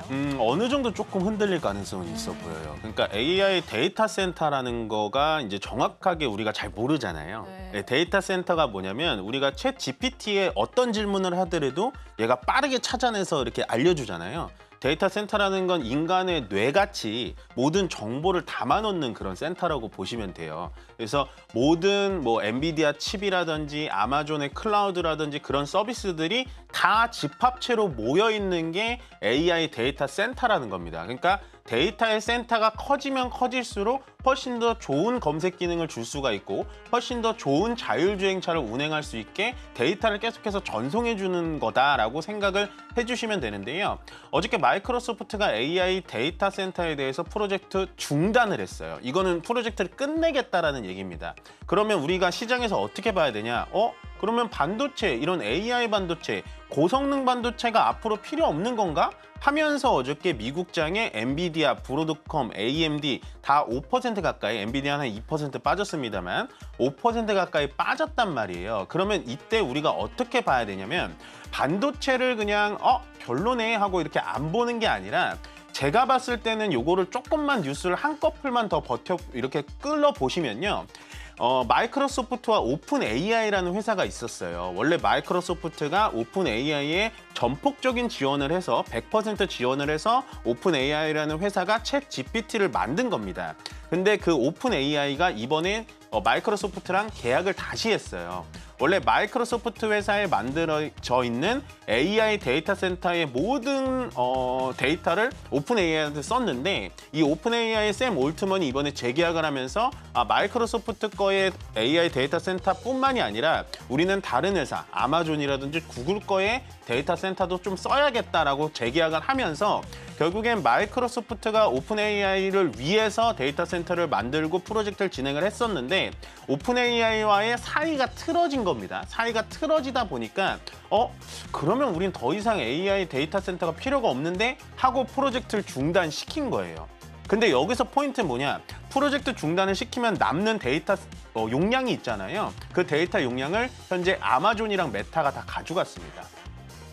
구글과 메타가 다 가져간 걸 보면요. 아직도 AI 데이터 센터에 대해서 특히나 고성능 반도체에 대해서는 분명히 수요가 있다. 물론 어저께 하루 정도의 이 단가 차이 분명히 낙폭은 있었습니다만 오늘도 아마 하이닉스에 좀 낙폭이 좀 있을 걸로 보여지긴 하는데요. 충분히 오히려 눌러줄 때가 오히려 기회가 되지 않을까 그렇게 투자.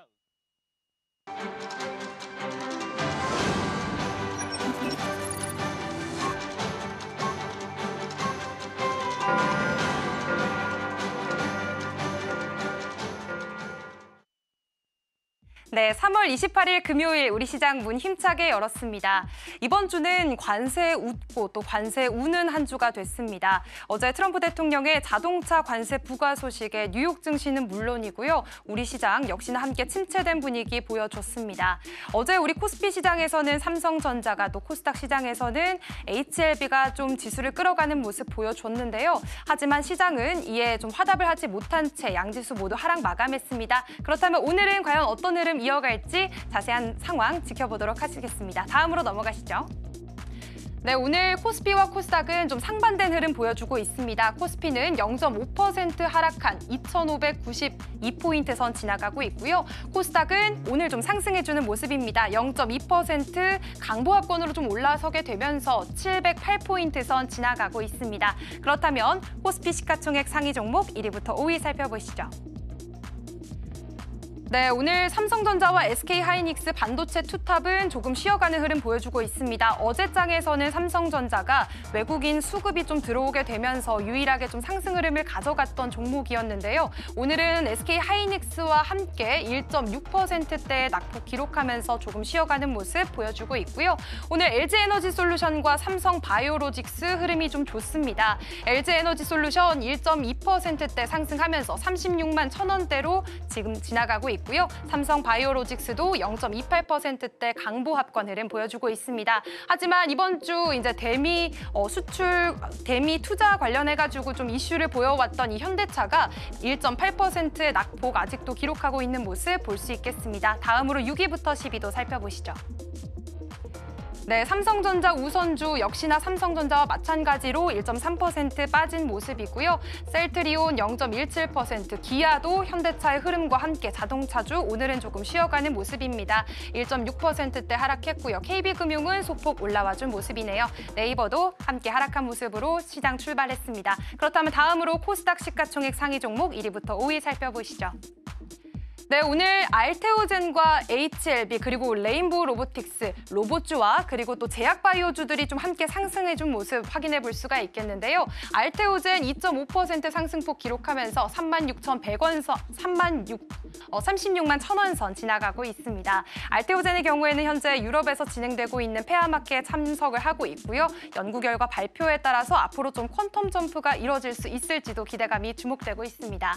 에코프로 그룹주들 오늘 좀 하락하는 모습이고요. HLB 1.8% 상승하는 모습, 로봇주도 0.5% 상승하고 있습니다. 다음으로 6위부터 10위도 살펴보시죠. 네, 삼천당제약, 휴젤 이렇게 0.6%에서 1% 사이의 하락폭 그리고 있고요. 다만 코오롱 티슈지는 0.3%대 강보합권 흐름 보여주면서 지나가고 있습니다. 클래시스 0.35% 하락하고 있고요. 리가켄 바이오까지 0.73% 상승하면서 조금은 혼조세 보이는 양상 보여지고 있습니다. 지금까지 시장 상황 살펴봤습니다. 네, 3월 28일 금요일 우리 시장 개장했습니다. 지금 현재 코스피는 1.21% 하락하면서 지나고 있고요.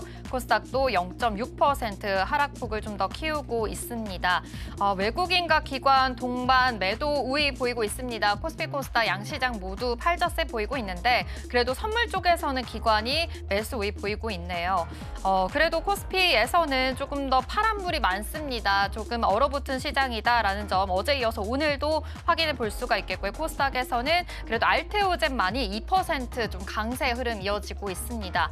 멘토님, 오늘 우리 시장 어떻게 보고 계실까요? 시장이 상당히 좀 쉽지는 않아 보이네요. 어저께 이어서 오늘은 더 큰 낙폭으로 좀 떨어지고 있는데 일단 요즘 시장의 좀 분위기를 살펴본다면은 뭐 정강 후약이 될 수도 있고 전약 후강이 될 수 있기 때문에 장 후반까지는 좀 지켜봐야 될 것 같습니다. 다만 오늘은 특별하게 이제 금요일장이기 때문에요. 전체적인 수급이 좀 떨어지는 날이다라고 생각을 좀 해주시면 될 것 같고 전일 이제 보시면은 나스닥이라든지 S&P 500 선물 지수가 그렇게 많이 빠져 있지는 않는데도 불구하고 우리나라 시장 일단 오늘 하방으로 좀 충격을 주고 좀 시작을 하는데 아마도 제가 봤을 때는 배당락 부분에 대한 좀 대형주들의 낙폭이 좀 떨어지는 것 같아요. 배당락이라는 게 뭐냐면 결국엔 요즘에는 예전에는 이제 1년에 한 번씩 배당을 줬다면 요즘에 1분기, 2분기, 3분기, 4분기 분기별로 나눠서 분기 배당을 시행하는 업체가 한 133개 정도 됩니다. 거의 대부분 코스피에 포진이 돼 있고요. 그렇기 때문에 배당락일, 그러니까 어저께까지 주식을 보유하면은 배당을 받을 수 있는 자격을 얻을 수가 있는 거예요. 그래서 어저께 주식을 사놓고 오늘 아침에 이제 배당 자격이 어저께 배당 자격이 됐으니까 오늘 아침 개장과 함께 약간은 좀 차익 실현 매도가 좀 나오는 경향이 있지 않을까라는 생각이 듭니다. 그래서 삼성전자, 하이닉스가 현재 많이 빠지고 있는 그런 흐름으로 보여주고 있는데 배당락 때문에 좀 빠지는 거라 요거는 다시 또 올라올 수 있을 거다라는 생각이 들고요. 그래서 보시면 전체적으로 거래소 종목들은 시가총액 1위부터 10위까지 하나 에어로스페이스 말고는 전체적으로 다 파란불을 켜고 있다라고 생각을 해주시면 될 것 같아요. 다만 오늘 하나 에어로스페이스의 1% 상승이 저는 좀 기이하게 느껴지는 게 뭐냐면 일단 어저께 뉴스를 보셨겠지만 유상증자가 감독위원회에서 어쨌든 지금 현재 반려를 놓은 상태예요. 유상증자에 다시 한번 재검토를 요청한 상태인데 보통 그러면 하나 에어로스페이스 같은 종목들, 그러니까 유상증자가 약간은 거부 의견이 나오면 결국엔 주가가 좀 떨어지는데요. 오늘 1%로 강하게 좀 받쳐주는 이유가 뭘까라는 생각을 좀 해보면 제가 봤을 때는 일단 단기적인 수요가 좀 많지 않을까. 단타 수요의 매수자들이 좀 많지 않을까라는 생각이 들고 시장에서는 또 어떻게 받아들이냐. 3조 6천억 원의 하나 에어로스페이스의 유상증자가 너무 부담스러웠는데 이게 혹시 금융당국에서 결국엔 이걸 거부해가지고 유상증자 폭이 축소하거나 아니면 유상증자를 철회하게 되면 주가도 위쪽으로 가는 거 아니야? 라고 하는 투자 심리가 현재 하나 에어로스페이스의 이 주가에 좀 반영이 돼 있는 것 같습니다. 다만 저는 뭐 하나 에어로스페이스가 좋다 나쁘다라고 말씀드리는 건 아닙니다만 결국에는 현재 개인 투자자 그러니까 소액주주에 대해서 한 번 정도의 생채기를 낸 기업에 대해서 굳이 우리가 추가적으로 계속해서 투자를 해가지고 이 기업으로 수익을 낼 필요가 있을까? 왜냐하면 뭐 LIG 넥스원이건 현대 롯데비는 정말 유수의 방산업체들이 많기 때문에요. 저는 오늘 올라가는 거에 너무 현혹되지 마시고 그냥 이 종목은 그냥 그런가 보다 하고 넘기는 게 좋을 것 같고요. 그다음에 오늘은 코스피보다는 코스닥이 조금은 더 좋아 보이는 흐름은 보이고 있는데 역시나 양시장 다 마이너스 폭이 좀 큽니다. 코스닥 같은 경우도 알테오젠 말고는 뭐 알테오젠과 리가켄바이오 말고는 전체적으로 다 마이너스 폭이 좀 크게 내려와 주고 있는데 오늘은 뭐 관세의 영향 때문에 떨어진다라기보다는 제가 봤을 때는 외국인의 매도세가 오늘 좀 거세게 좀 일어나는 것 같아요. 아무래도 월 말이기도 하고 전체적인 상황마다 지금 상황이 많이 안 좋기 때문에 외국인들의 현재 시간 1,500억 매도가 상당히 좀 부담스럽게 시장을 좀 다가오는 경향이 아닐까라는 생각이 듭니다. 그렇기 때문에 지금 현재는 올라가는 종목이 없어서 어떠한 종목이 좋다, 어떠한 종목이 뭐 현재 시장을 주도하고 있다라는 생각은 안 하시는 게 좋을 것 같습니다. 거래소에서는 현재 126종목 좀 올라가고 있고요. 코스닥도 240종목 올라가고 있다라는 건 결국에는 현재 떨어지는 종목이 2,000종목이 넘게 떨어지고 있다라는 겁니다. 여러분들이 가진 종목이 10개라면요. 오늘 10개 다 떨어지는 시장이니까 이런 시장 너무 힘들게 받아들이지 마시고요. 현재 지수도 2,500포인트 초반에서는 버텨줄 수 있으니까 2,600포인트 지금 깨고 내려왔거든요. 그 부분에 대해서 너무 걱정하지 마시고 일단은 시장 오후장까지는 좀 지켜보는 우리가 되자라고 전달해 드리도록 하겠습니다. 네, 정말 쉽지 않은 오늘 시장 모습입니다. 점점 낙폭을 더 키워가고 있고요. 특히 코스피에서는 지금 삼성전자, SK하이닉스의 낙폭이 더 큽니다. 2% 넘게 하락을 하면서 지금 반도체 투톱에서도 흔들리고 있는 모습이 나타나고 있습니다. 또 앞서 말씀해 주신 AI 데이터 센터 관련해서 프로젝트를 중단하면서 같이 좀 동반 하락하는 모습이 보여진 것 같은데요. 근데 또 이런 이슈가 있었어요. 디램 가격을 올리겠다, 마이크론이 이런 이야기를 했거든요. 그러면 디램 가격이 3에서 8% 가격을 오르게 된다면 이 삼성전자, SK하이닉스에서도 그래도 이익이 좀 더 극대화되는 이슈가 되지 않을까라는 시선도 있습니다. 이런 영향 받을 수는 있을까요? 무조건 받죠. 네, 저는 반도체 쪽은 이렇게 오늘처럼 눌러줄 때마다 보는 게 훨씬 더 좋다라고 보여집니다. 삼성전자 6만 원 그저께 좀 깨긴 했습니다만 결국엔 회복을 해주는 거고요. 어저께 시장이 다 안 좋았을 때 삼성전자만 올라갔잖아요. 네. 그게 아마도 제가 봤을 때 배당량 역할이 좀 있는 것 같아요. 그러니까 어저께까지 보유를 삼성전자를 해야 분기 배당을 받으니까 어저께 사놓으신 분들이 오늘 오전에 지금 다 팔고 있는 것 같은 그런 느낌이 좀 들기는 합니다. 그래서 저는 반도체에 대해서는 계속해서 좋은 의견을 많이 드릴 수밖에 없는 게 어저께 방금 앵커님께서 말씀하셨지만 마이크론 부사장이 결국에는 낸드 플래시 가격을 10% 인상하겠다라고 공식화를 했습니다. 그렇다라는 건 메모리 반도체의 1등과 2등인 삼성전자, 하이닉스한테는 당연히 좋을 수밖에 없고요. 이 메모리 반도체 시장을 조금만 좀 상세히 말씀을 드리자면 원래 메모리 반도체 시장의 이 거래 관계라고 해야 될까요? 그 거래 관계가 어떠냐면 먼저 납품한 다음에 그 다음에 한 3달 정도 있다가 입금을 받는 시스템이에요. 더 쉽게 말씀드리면 선 납품을 하고 후 정산을 받는 시스템입니다. 그러니까 삼성전자, 하이닉스, 마이크론한테 굉장히 불리한 그런 거래 구조였죠. 근데 지금 보시면 2022년도하고 2023년도에 뭐가 있었나요? 2021년도, 20년도에 코로나가 발생을 하면서 23년도, 22년도에 메모리 업황 불황이 나왔어요. 그때 하이닉스가 주가가 엄청 떨어졌었거든요. 그때 메모리 가격이 어떻게 보면 완전히 가격이 바닥을 쳤고 그래서 2024년도부터 뭘 했냐? 하이닉스, 삼성전자, 마이크론이 메모리에 대해서 감산을 시작했습니다.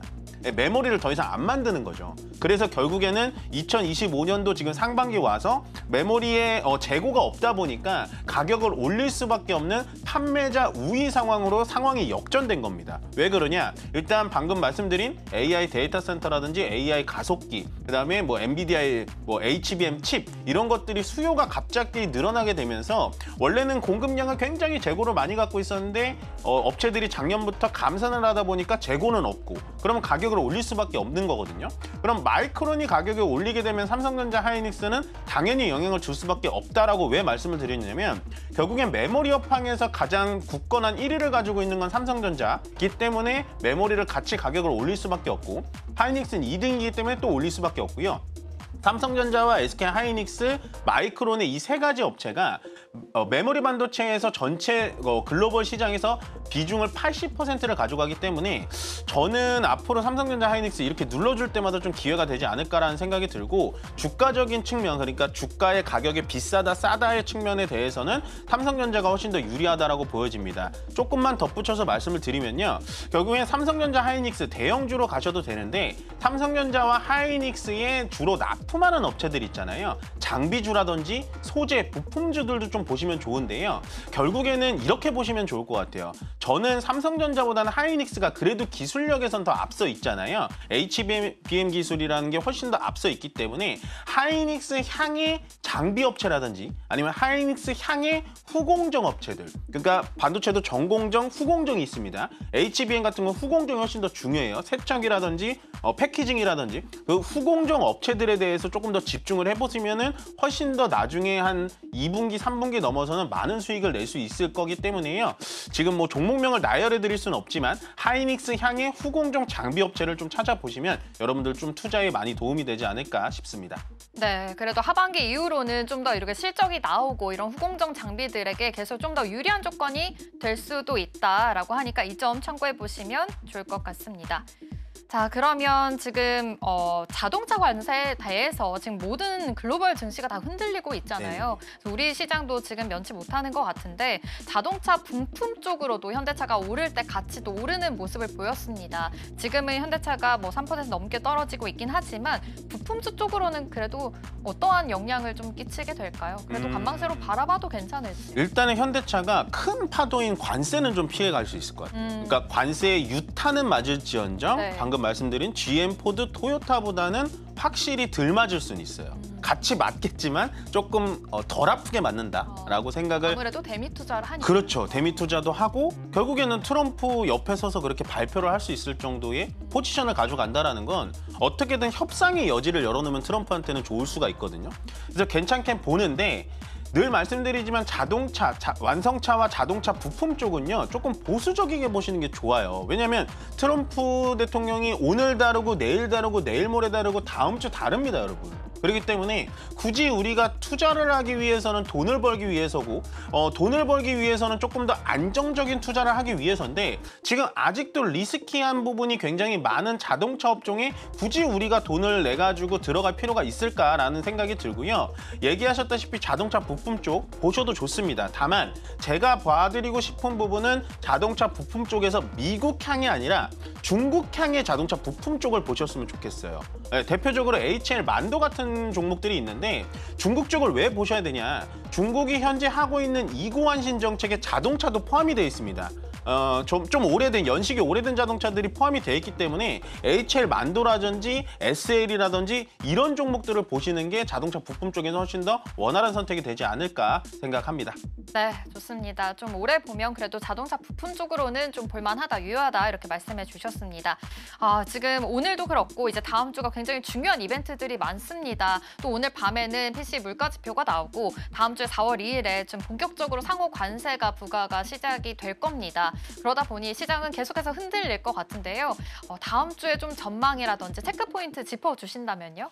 방금 정리를 다 해주셔가지고 네. 정리를 다 해주셨는데 조심을 해야 될 것 같아요. 그러니까 이벤트가 4월 워낙 첫째 많으니까. 주까지는 네. 저는 방어적이게 계속 가자라고 말씀을 많이 드리잖아요. 지금은요 수익이 난 종목들은 수익 실현을 하시는 게 맞고요. 만약에 내가 물려있다면 그냥 납이 두시는 게 나아요. 그러니까 많이 떨어졌네 하고 이제 추가 매수 생각하시는 분들이 많은데 추가 매수 절대 하시면 안 되고요. 있고요. 리스키한 부분을 투자해선 피해야 되는 게 여러분들 정말 정설입니다. 그래서 공매도 진행이 되면 분명히 주가 지수는 충격을 받을 거고요. 4월 2일 날 트럼프의 상호 관세가 시작이 되면 분명히 지수는 충격을 받을 거기 때문에 지수가 충분히 내려오고 거기서 안정을 잡아줄 때 그때 추가 매수와 신규 매수 타이밍을 잡으시는 게 좋다라고 정리해드리면 되고 다음 주까지는 일단 방어적인 관점에서 보자라고 정리해드리도록 하겠습니다. 네, 아무래도 관세에 대한 이슈도 있고 좀 여러 가지 이벤트들이 있다 보니까 불확실성이 계속되고 있는 요즘입니다. 끝까지 투자 전략 잘 세워보시면 좋을 것 같습니다. 스탁포인트는 여기서 마무리하도록 할게요. SCTV의 이민 멘토와 함께했습니다. 고맙습니다. 네, 고맙습니다.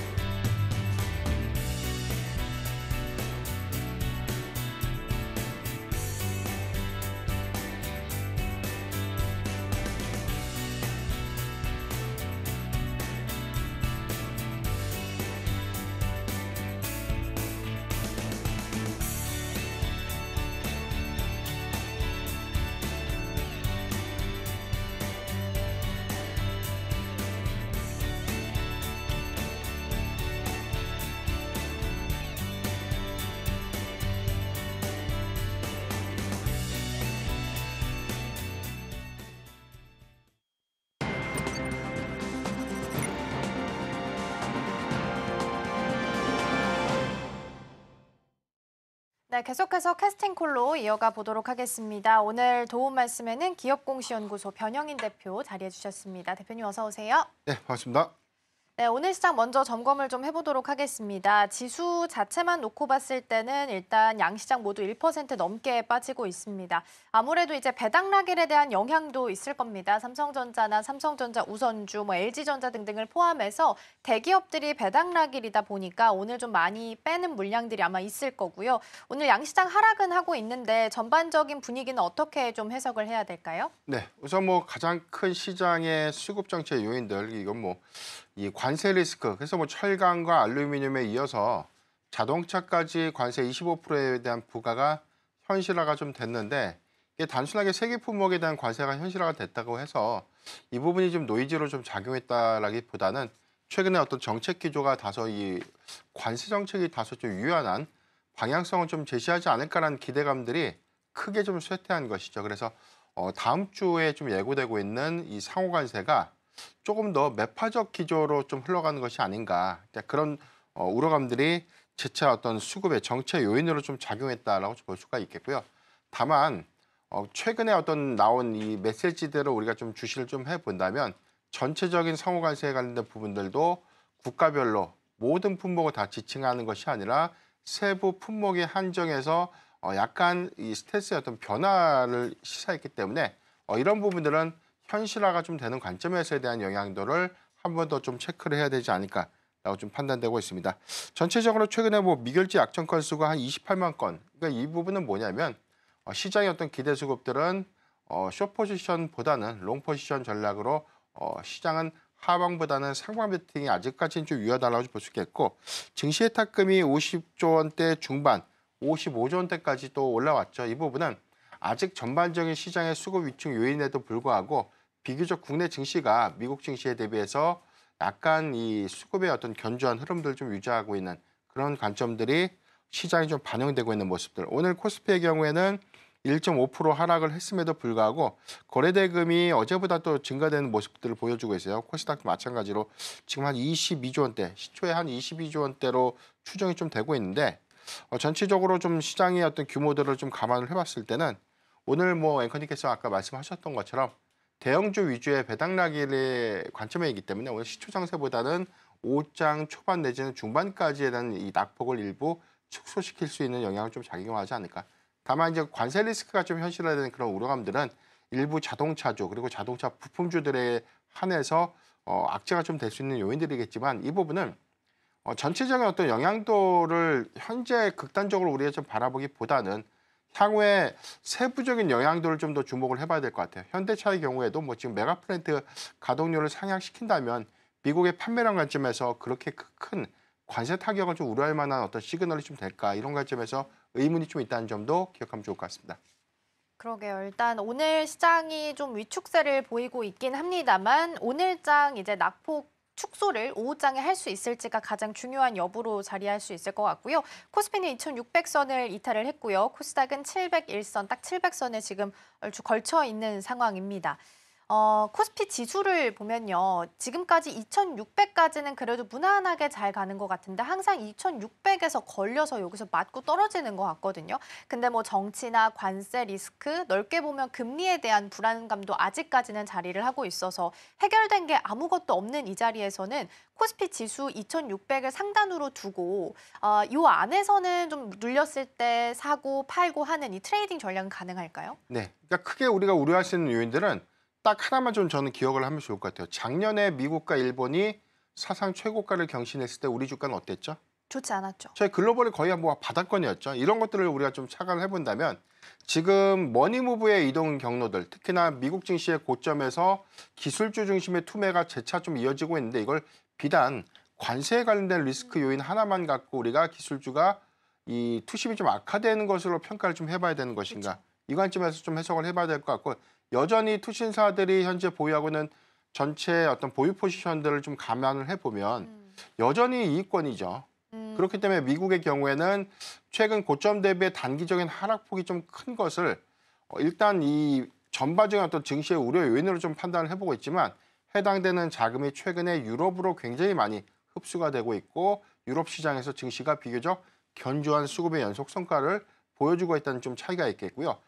유럽 다음에는 어디가 되겠죠? 이제 신흥국 시장입니다. 그렇다면 이제 중국보다는 아시아권에서 그렇게 크게 주가 가치에 대한 반영이 좀 덜했던 국내 증시의 어떤 유입 효과들, 특히나 이 부분은 다음 주 31일이죠. 이 공매도 재개가 좀 맞물리면서 외인의 수급이 일시적으로 좀 점진적 어떤 유입이 좀 가능할 수 있는 부분이 좀 되지 않을까. 그래서 우리가 공매도라는 것에 대한 어떤 시행 효과들을 계속해서 좀 나쁘게만 좀 보는 경향들이 있는데 이 부분은 차입 공매도가 아니라 무차입 공매도, 즉 불법 행위가 계속해서 좀 재차 시장의 신뢰성을 좀 크게 훼손됐던 영향들이 좀 가장 컸었기 때문에 이게 큰 발단이 좀 됐었고 반대로 공매도를 좀 금지했던 4차례에 대한 이 기간 동안의 외인의 지분 감소율들이 굉장히 좀 컸던 점을 좀 감안해 보면 오히려 공매도가 좀 재개되고 난 이후에 외인의 지분율이 좀 증가됐던 요인들 이 점도 잘 기억을 하면 좋을 것 같습니다. 네, 그렇죠. 이제 공매도가 재개가 되는데 이번에는 무차입 공매도는 금지가 됩니다. 그래서 불법성은 금지된다라는 정책이 같이 포함되어 있기 때문에 오히려 시장 유동성이 증가할 수 있다라는 부분에서는 굉장히 긍정적인 점수를 줄 수 있을 것 같습니다. 말씀해 주신 것처럼 다음 주 월요일에 재개가 됩니다. 그래서 오늘이 아마 마지막 찬스일 텐데 실적 부진한데 기대감 속에 많이 올라왔던 섹터들 조심해야 된다 이런 말씀 많이 해주셨는데 그러면 오늘이 마지막 찬스니까 오늘 안에 어느 정도 비중 조절 좀 해놔야 될까요? 제가 좀 세부적으로 더 말씀을 좀 드리자면 지금 공매도에 대한 이 두려움 내지는 우려 요인들이 시장의 변동 요인으로 좀 작용하지 않을까라고 좀 많이들 예측을 하시죠. 근데 중요한 거는 통계를 봐야죠. 통계. 그러니까 공매도가 좀 재개됐을 때 어떤 게 더 나빠졌고 어떤 게 더 좋아졌다. 막연하게 2차 전지가 업황이 안 좋으니까 제약바이오가 거품이 많으니까 공매도에 좀 타깃이 된다. 이렇게 좀 보는 것이 아니라요. 네. 전체 유동 주식수. 유동 주식이라는 것은 전체 주식수에서 보유예수된 주식이나 자사주 같은 것들을 뺀 주식을 우리가 흔히 이야기하는 유동 주식이라고 합니다. 그러니까 유동 주식수에서 대체장고의 어떤 비중, 이 비율이 3%에서 5% 정도를 좀 초과하는 그런 기업들의 경우에는 해당된 물량이 잠재적으로 공매도로 많이 발전하는 그런 케이스들이 통계적으로 좀 많이 나와 있기 때문에 유동 주식수 대비 공매도에 대한 대차 잔고 비중이 3%를 좀 초과하는 종목들의 경우에는 단기적으로는 좀 피하는 게 좀 좋겠다. 그래서 우리가 대차 잔고 상위 종목들에 좀 랭크된 종목들이 2차 전지 섹터, 그다음에 제약바이오의 섹터 이렇게 좀 되다 보니까 아무래도 전체적인 어떤 시각이 2차 전지, 제약바이오에 딱 이 부분을 너무 좀 선택을 하면서 이렇게 좀 우려스러운 요인으로 좀 작용을 하는데 이렇게 보는 것이 아니라 대차 잔고의 어떤 비율, 이 부분이 더 중요할 것 같고요. 이 비율이 3%를 좀 초과하는 그런 종목이라면 공매도가 좀 재개된 시점에 단기적으로는 약간은 좀 피하는 것이 좀 좋지 않을까. 그러니까 수급 중인 어떤 요인에서 네. 그렇게 좀 말씀을 드리겠고요. 두 번째는 공매도가 주 타깃이 되는 업종들이 앵커님께서 언급을 해준 것처럼 당연히 실적은 많이 훼손이 됐는데 주가는 많이 반영된 그런 섹터들은 당연히 가치를 정상적으로 좀 반영시키는 그런 구간들, 공매도의 어떤 순수 효과들에 대한 작동이 가시화가 좀 되는 관점에서 로봇 섹터라든가 그러니까 이런 섹터들 일부 뭐 제약바이오 섹터들의 경우에는 타깃이 좀 될 수 있는데 조선방산이 고평가 논란을 갖고 주가가 좀 단순하게 올랐다고 해서 이 부분을 공매도의 주 타깃이 좀 될 수 있는가? 그렇다면은 수주의 연속 성과가 올해도 입증되고 실적이 더 많은 부분에 대한 유의백을 확정해 준다면 추가적인 상승 여러 관점에서 해석을 좀 해봐야 되지 않을까. 오히려 공매도의 주 타깃이 돼서 주가가 좀 변동을 좀 받는다면 저는 매수의 기회로 좀 활용할 수 있겠다라고 볼 수 있겠고요. 중요한 거는 성장 기조가 좀 확연한 그런 종목들이 대체 잔고 비중이 좀 높은 종목들은 향후에 업황의 어떤 개선이라든가 점진적인 수급 확대 요인에서는 오히려 쇼커버링 물량에 따라서 추가적인 상승을 기대해 볼 수 있는 포인트도 우리가 좀 잘 참고하면 좋을 것 같습니다. 그렇죠. 그래서 팁을 좀 주셨습니다. 공매도 관련해서 대차장고 비율이 3%를 초과하는 경우에는 단기적인 하락이 있을 수 있으니까 좀 피해 보시면 좋을 것 같고요. 타깃이 된 섹터 안에서는 또 키 맞추기가 나올 수 있기 때문에 실적 없이 기대감 속에 올라갔던 섹터는 주의가 좀 필요하다라는 사인 주셨습니다. 공매도 재개 전에 부담되는 섹터들 있을 거고 관세 같은 경우는 어제 자동차가 이야기 나왔고 네. 워낙 좀 빠르게 나오다 보니까 뒤이어서 반도체나 다른 의약품들도 나오지 않을까 지금 우려감이 있는 상황입니다. 이렇게 좀 어지러운 시장 속에서 단기적으로나마 좀 대피할 수 있는 피난처가 될 수 있는 곳을 찾아본다면 어떤 곳이 좀 있을까요? 일단 뭐 관세, 상호 관세가 현실화가 좀 된다고 해서 이걸 뭐 무관세, 관세 프리존에 관련된 섹터들만 공략을 하는 것이 좀 맞을까? 저는 이런 관점에서 보면 오히려 상호 관세라는 것은 우리나라한테만 불리하는 것이 아니라 말 그대로 미국한테 무역의 불균형을 좀 해소하기 위한 정책이죠. 올린 만큼 올리고 내린 만큼 그렇죠. 내리고 면세한 만큼 같이 면세하겠다. 여기는 면세를 하고 있는데 우리는 과세를 하겠다. 이런 형평성의 관점이 아니라 비슷한 어떤 규격의 어떤 관세율, 관세 조치를 좀 하겠다. 이런 부분들이 좀 구체화가 좀 된다는 뜻이고요. 시장에서 이제 우리나라가 상호관세 주 타깃이 좀 될 수 있다라 좀 언급을 하고 있는데 FTA 협정을 좀 체결하고 있기 때문에 대다수 품목들이 한국과 미국은 상호 면세 품목들이 굉장히 좀 많습니다. 그러니까 우리나라만 면세가 아니라 미국에서 수입되고 있는 일부 품목에 대해서도 면세 조치를 좀 하고 있는 부분. 다만 이제 미국의 입장에서 오히려 이 무역 적자의 어떤 폭이 좀 큰 일부 품목에 대해서는 관세를 좀 부과할 수 있는 고려 요인들이 좀 남아 있기 때문에 이거는 한국을 주 타깃으로 좀 하기보다는 모든 국가와 좀 맞물리는 그런 정책들이기 때문에 뭐 대표적으로 좀 자동차를 좀 보더라도 지금 한국만 타깃이 된 것은 아니죠. 일본도 역시나 동일한 어떤 효과들 그리고 자국의 완성차 업체들도 역시 해외 공장에서 만들어진 제품이 미국으로 들어갈 때 동일한 관세를 좀 부과받는다는 그런 부분들을 좀 감안을 해봐야 될 것 같은데 자동차 섹터에 관련된 오늘 뭐 현대차가 3% 정도 하락을 하고 있고 기아가 지금 2.4% 정도 좀 하락을 하고 있는데요.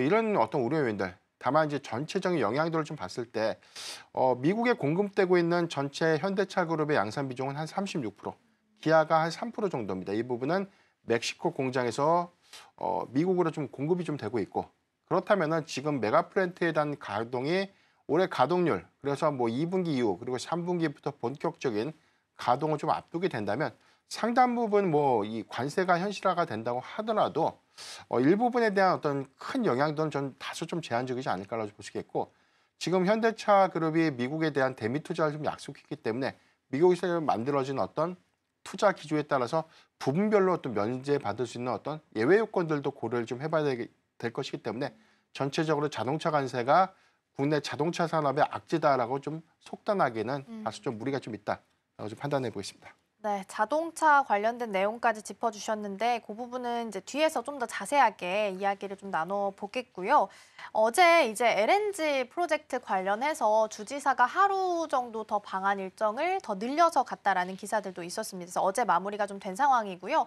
그래서 이제 추가적으로 나왔던 기사를 보면 LNG 프로젝트를 진행하는 건 좋은데 여기서 탄소 나오는 걸 제거하는데 6천조가 든다고 합니다. 그러니까 투자하는 금액이 100배가 더 들어가는 상황이라서 어떻게 보면 배보다 배꼽이 더 큰 상황이 돼버렸습니다. 그런데 이제 트럼프 대통령을 생각하면 드릴 베이비 드릴이라고 했어요. 석유 시추 많이 하려고 하는 인물이다 보니까 석유 시추하려면 어차피 탄소 포집도 필요하니까 요 관련된 섹터를 단기적인 모멘텀이라기보다는 조금 더 길게 봐도 되나라는 생각도 좀 들거든요. 트럼프 대통령이 취임하자마자 가장 먼저 발표했던 게 그린 뉴딜 정책, 그다음에 파리 기후 협약 조약을 탈퇴했어요. 그렇죠. 그러니까 이 부분이 어떤 점을 좀 시사하는 거냐면 탄소 배출과 우리는 상관없다. 이런 표현으로 좀 받는 게 명확하지 않을까. 그래서 좀 글로벌 기조와 좀 다르게 하는 거죠. 그래서 지금 탄소 배출권이라는 것은 지금 지구의 어떤 온난화에 관련된 전체적인 글로벌 기조에 관련돼서 약속을 한 겁니다. 그래서 일부 배출량을 좀 제한시키고 배출량을 초과할 경우에 대한 페널티를 탄소 배출권이라는 그런 부분들로 이제 도입을 해서 규제를 좀 하는 것인데 파리 기후 협약을 미국이 좀 탈퇴를 하면서 우리는 다른 행보를 가겠다. 그다음에 뭐 LNG 알래스카의 LNG 프로젝트가 좀 구체화가 된다고 해서 이 부분에 관련된 막대한 자금을 미국이 지급하면서까지 해당되는 프로젝트를 할 이유는 없다고 봐요. 그러니까 이 부분을 무시할 수 있는 가능성은 저는 높다고 볼 수 있기 때문에 다만 우리나라의 경우에는 미국에 투자할 때 개별적인 요건 때문에 국내의 경우에 일부 시공하거나 그다음에 해당된 프로젝트에 좀 참여하게 되는 탄소 배출권에 관련된 일부 비용 부담에 관련된 어떤 이슈들은 뭐 미국을 좀 논의를 하더라도 부담이 좀 될 수 있는 요인들이기 때문에 이 부분을 과연 이제 미국이 어떻게 정책적으로 좀 해치를 좀 해줄 것인가 이 부분이 좀 중요할 것 같고 최근에 미국의 이 내무부에서 토지를 활용하는 막대한 규제를 완화 시사를 했습니다. 이거는 선제적으로 해당되는 걸림돌을 재차 좀 제거하고 있는 그런 모습들이 현실화가 좀 되고 있기 때문에 당장의 어떤 막대한 탄소 배출권에 관련돼서 뭐 국내 프로젝트에 관련된 참여도가 낮아질 수 있다라는 우려감으로 좀 해석하기보다는 조금 더 미국의 정책 스탠스에 대한 변화를 참고를 해볼 필요가 있지 않을까라고 좀 판단하고 있습니다. 그렇군요. 일단 어제는 이제 LNG 프로젝트를 하려면 탄소 포집도 반드시 같이 가야 되는 상황이 돼버렸기 때문에 탄소 포집 관련주들이 그래도 나름 좀 주목을 좀 받았었는데 전체적으로 봤을 때는 미국 정책에 대한 스탠스를 조금 체크하면서 같이 가시면 좋을 것 같습니다. 이번에 원자재 단으로 시선을 좀 돌려볼까 합니다. 구리도 최근에 톤당 $10,000를 돌파했다라고 하고 칠레에 대한 공급 이슈도 있었습니다. 근데 금값도 지금 계속 상승을 하고 있는 와중입니다. 그래서 이렇게 시장이 좀 어느 종목을 사야 할지 그리고 하락하는 종목의 수가 워낙 많아서 갈피를 잘 못 잡겠다 하시는 분들이라면 지금 원자재 쪽으로 시선을 좀 돌려봐도 괜찮을까요? 네, 일단 뭐 지금 비철금속을 지금 제가 잠깐 좀 보고 있는데요. 지금 구리 같은 경우에는 가격 동향을 제가 한번 자세하게 좀 보도록 하겠습니다. 일단은 구리는 시세 연속 성과들 관점에서 최고 고점을 보였던 구간이 작년 5월 달이에요. 이게 이제 톤당 $10,000를 좀 초과했는데 맞아요. 제가 예전에도 한번 강조를 좀 들었던 게 있어요. 구리 시세의 연속성들이 톤당 $10,000를 초과했던 기간이 3개월을 넘긴 적이 없었다. 짧다라는 그렇죠. 말씀이신 거죠. 지금 뭐 현물 기준에서는 현재 $9,787. 최근에 상승폭을 모두 다 반영한다고 하더라도 $10,000를 좀 돌파하지 못했었고요. 작년 5월 달에 상승하게 된 배경이 중국의 구리 제련소들이 대체적으로 크게 좀 폐업을 좀 하면서 구조조정이 가속화가 됐고 그래서 일시적으로 중국 내 구리 수요가 증가됨에 따른 가격 상승에 대한 요인이 좀 있었는데 이런 기조가 장기화되지 못했습니다. 그래서 그 3개월간의 연속성을 좀 보인 바가 없었고 한 1개월도 좀 채 되지 않았던 점. 그래서 이제 2021년도부터 2025년도 현재까지 관련된 기조들을 봤을 때 톤당 $10,000를 넘었던 기간이 2021년도 그리고 2022년도와 2024년도 3회뿐이 되지 않는데 모두 다 $10,000를 돌파하고 난 이후에 해당된 기조가 3개월 이상을 넘어본 사례가 없어요. 유가도 제가 마찬가지로 $100, $110까지에 대한 기조가 2년 전, 3년 전부터 재차 좀 뭐 유가에 관련된 상승 요인들, 그다음에 뭐 감산에 관련된 우려감들 때문에 뭐 전망들은 계속해서 좀 나왔죠. 그러니까 중요한 거는 지금 구리 가격이 글로벌 수요 기조와 맞물리면서 굉장히 가격 상승의 효과들이 가팔라질 수 있다라고 좀 볼 수는 있지만 데이터상에서는 이 부분을 따라오지 못했기 때문에 구리 관련주들은 일시적인 상승 요인 정도로만 해석하는 것이 맞겠다라고 좀 말씀드리겠습니다. 그렇군요. 구리는 오히려 단기적으로 봐야 되고 그럼 금도 마찬가지예요? 금은 좀 다르죠. 금은 금은 좀 더? 재차 좀 상승을 하고 있는 부분들이 이렇게까지 계속해서 좀 상승할 수 있는 요인이 있을까? 그다음에 전반적인 금리 인하의 기조를 좀 가는데도 불구하고 지금 오히려 이 최고가 경신 이후에 고점을 좀 형성해 나가는 그런 모습들을 좀 보여주고 있기 때문에 금의 관점에서는 저는 좀 이 부분은 좀 예측이 좀 불가능한 수치다. 왜냐하면 고가의 고가를 좀 경신하고 있는 거죠. 그래서 이게 과거의 좀 양상이라면 금리가 내려가면 점진적으로 환율의 하락 맞아요. 효과가 있고 금 가격도 하락할 수 있는 부분들. 그래서 시장의 유동성이 풍부하게 좀 공급이 되면 안전자산에서 위험자산으로서에 대한 머니무브가 시작되고 이에 따라서 금 가격도 동조돼서 좀 조정을 좀 받는 흐름들을 좀 보여줬는데 트럼프 대통령에 대한 취임 이후에 오히려 금 가격에 대한 연속성이 디커플링되는 맞아요. 모습으로 좀 이어지고 있기 때문에 이 부분은 명확하게 업황과 약간 시장의 수급은 좀 다르게 좀 이동하고 있지 않나? 라고 좀 판단해 보겠습니다. 시장이 어지럽다 보니까 금 가격에 대한 기본적인 틀 자체도 좀 바뀌어서 가고 있는 게 아닌가 싶습니다. 아무래도 관세 정책에 대한 불확실성이 금 가격에는 좀 영향을 주고 있지 않나 싶고요. 구리값 같은 경우에는 단기적으로 체크해 보시면 좋겠습니다. 자, 그럼 이어서 외국인 순매수, 기관 순매수 체크해 보시죠. 화면 보겠습니다. 첫 번째로 외국인 쪽에서는 삼성전자 그리고 그래도 기아랑 현대모비스 같이 자리하고 있습니다. 현대모비스랑 기아는 이제 순환출자 구조기 때문에 돈을 벌면 기아를 사면 현대모비스도 같이 사는 구조로 흘러가고 있다라고 보시면 될 것 같고요. 삼성전자랑 삼성전자 우선주는 배당락 1입니다. 그럼에도 불구하고 오늘 외국인 투자자가 같이 담아가고 있고요. 주가로 봤을 때는 한 1% 넘게 하락세 현재 보이고 있습니다. 그리고 이제 기관 쪽에서는 한화에어로스페이스 자리하고 있고 외국인 쪽에서는 한국항공우주 이렇게 방산 관련주들 확인이 좀 되고 있고요. 기관 쪽에서 LG 엔솔, 하이브까지도 같이 체크되고 있습니다. 자, 그럼 반도체 오늘 SK 하이닉스가 좀 빠져있긴 합니다만 반도체 먼저 점검해 보겠습니다. 사실 일정상으로는 어제 SK 하이닉스가 이제 주주총회가 있었습니다. 그래서 이 자리에서 나왔던 코멘트를 좀 봤을 때는 올해 HBM 물량은 다 솔드아웃 됐고 내년 HBM 물량은 이제 올해 상반기 내에 마무리 짓겠다. 그리고 HBM4는 예정대로 올해 하반기 양산을 목표로 하겠다라고 이야기가 나왔습니다.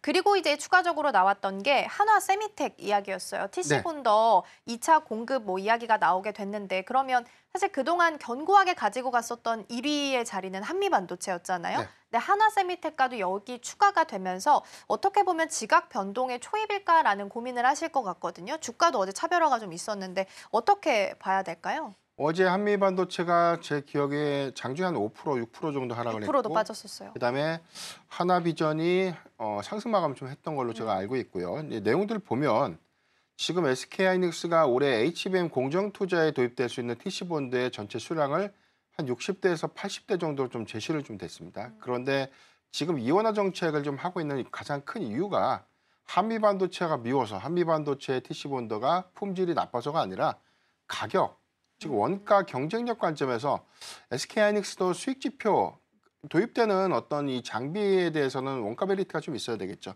그래서 이 부분을 하나비전에 뭐 종속해서죠. 하나세미텍이 좀 충족을 했다라고 좀 해석하면 좋을 것 같고 지금 3월 14일 그다음에 어제죠.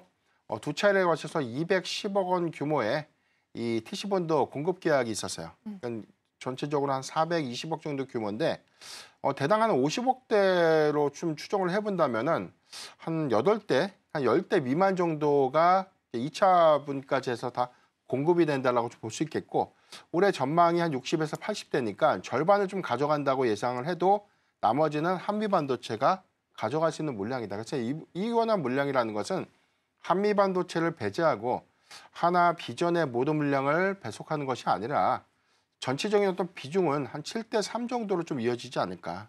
그 공급량이라든가 수율 안정화 부분, 장비도 사실 동일한 어떤 성능을 갖고 있고 어떤 장비가 더 효율화를 좀 가져간다든가 기술 고도화를 좀 가져간다는 것은 좀 논의를 하더라도 그래서 일단 뭐 한미반도체의 경우에는 독주 체제에 관련된 우려감들이 일부 좀 반영이 되면서 주가 좀 하락하게 있는 배경이었고 어제는 한미반도체가 하나비전의 어떤 수주 성과 때문에 주가가 좀 밀렸다기보다는 전체적으로 이 엔비디아의 이 밸류체인을 좀 구성하고 있는 SK하이닉스라든가 한미반도체가 좀 많이 하락을 한 건데 이 부분은 중국의 H20 칩에 관련된 규제가 가속화될 수 있는 부분입니다. 그래서 전체 매출 포지션의 한 13% 정도가 중국에서 나오고 있는 저사양 칩에 대한 공급 제한이 일단 이게 노이즈가 좀 됐고요. 이 부분이 현실화가 좀 된다면 매출 타격이 좀 불가피할 수밖에 없겠다. 그러니까 이런 요인들은 전반적으로 이제 HBM의 공정 투자가 제한될 수 있다라는 우려감으로 작용을 했기 때문에 어제 좀 하락폭을 좀 더 확대한 부분이다라고 좀 해석하는 게 좋을 것 같고요.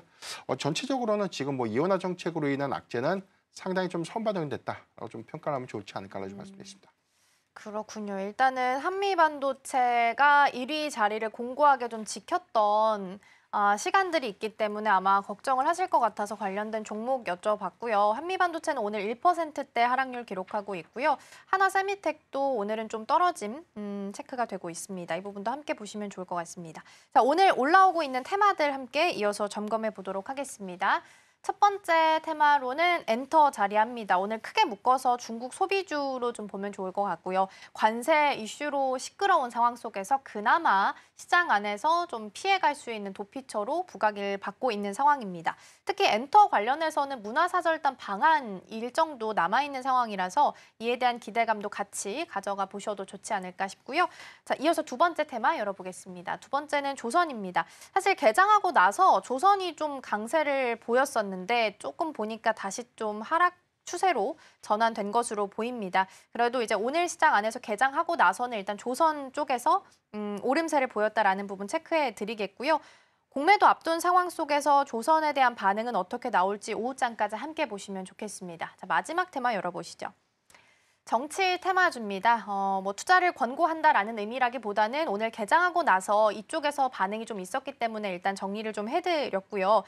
정치 관련해서 인물주 중심으로 강세 보이고 있고 더불어서 지금 산불 이슈도 있습니다. 어제 이재명 대표가 조립식 주택이라도 지원하자라는 코멘트가 나오게 되면서 모듈러 주택 사업대 관련된 종목들도 좀 강세 보였고요. 오늘도 조림 사업 관련된 종목들도 일단은 상위에 랭크되고 있다라는 부분까지 함께 챙겨드리겠습니다. 자, 이렇게 세 가지 테마 살펴봤고요. 대표님 어느 쪽 들여다볼까요? 네, 저는 엔터주를 좀 말씀드리겠는데 오늘 뭐 엔터주 안에서는 뭐 소형 엔터사들에 대한 주가가 비교적 견조한 모습들을 좀 보여주고 있고 4대 엔터사들에 대한 주가는 오늘 좀 조정을 받고 있는 모습을 보이고 있는데 어제 증시의 조정에도 불구하고 좀 비교적 견조한 수급을 좀 보여주고 있는데 맞아요. 최근에 고가 기준을 연속해서 좀 경신하고 있는 뭐 SM의 주가가 굉장히 좀 활발한 모습들을 좀 보여준 바 있었고 이런 부분들은 3월 말 그리고 4월 달 초로 좀 예정되고 있는 중국의 문화사절단 방한 이슈가 단기적인 어떤 기대 요인들로 좀 작용하지 않았나. 특히나 뭐 한국의 경우에도 3분기에 중국의 단체 관광객들에 대한 비자를 한시적으로 좀 면제하는 조치들. 그래서 이제 한국과 중국의 어떤 이 문화 교류가 조금 더 활발하게 좀 이루어지지 않을까라는 긍정적인 기대 요인들이 있고요. 두 번째는 시진핑 주석이 4월 달에 이 에이펙 정상회담에 좀 참여 가능성이 높기 때문에 만약에 방한하게 된다면 한국과 중국 간의 어떤 문화 교류에 관련된 기대 요인들은 충분히 어떤 단기적 어떤 수급 기대감으로 좀 작용하지 않을까라고 좀 판단되고 있습니다. 전체적으로 뭐 최근에 이 관세 리스크가 다시 한번 좀 재차 부각됐던 그런 요인들이 관세 프리존이다라고 좀 불리고 있는 뭐 최근에 뭐 엔터라든가 식품주 뭐 일부 종목들의 수급으로 좀 이전되고 있는 그런 모습들을 보이고 있는데 오늘은 대체적으로 시총 상위 종목들에 대한 조정폭이 좀 크다 보니까 시장 영향으로 같이 좀 동조되는 어떤 조정 정도로만 좀 판단이 좀 되고 있고 다만 우리가 이런 단기적인 기대감들을 다 제거하고 본다고 하더라도 올해 좀 우리가 기대할 수 있는 요인들은 충분하죠. 2025년도에 대한 각 엔터사들별로 어떤 실적의 어떤 기대 요인들 특히나 1분기에 우리가 좀 예상하지 못했던 4분기 데이터만 보더라도 실적의 어떤 이 빠른 유입들 특히나 저연차 아티스트들의 활발한 활동들이 실제 뭐 앨범의 초도 판매량으로 좀 이어지면서 이런 부분들에 대한 증가 요인들은 이익 기여 효과로 좀 나타내주지 않을까라고 좀 볼 수가 있겠습니다.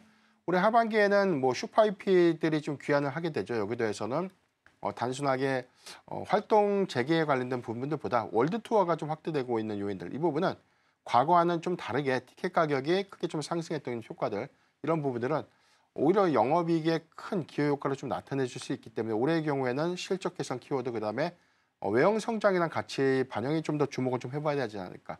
특히나 뭐 중국 진출이 가시화가 좀 되는 그런 구간이라면 이에 따른 추가적인 가치 반영 하에 저는 뭐 주가의 업사이드도 충분히 조금 더 노려볼 수 있는 구간이 좀 될 수 있지 않을까라고 볼 수 있기 때문에 만약에 중국 진출이 올해 좀 확정될 수 있는 요인이라면 이전 고가를 충분하게 좀 경신할 수 있는 그런 가능성은 저는 충분히 좀 가능하지 않을까 좀 부연드리겠습니다. 네, 엔터가 그래도 관세 무풍지대라는 그 앞에 타이틀을 달고 꽤나 오랜 시간 동안 좀 주목을 받고 있는 것 같습니다.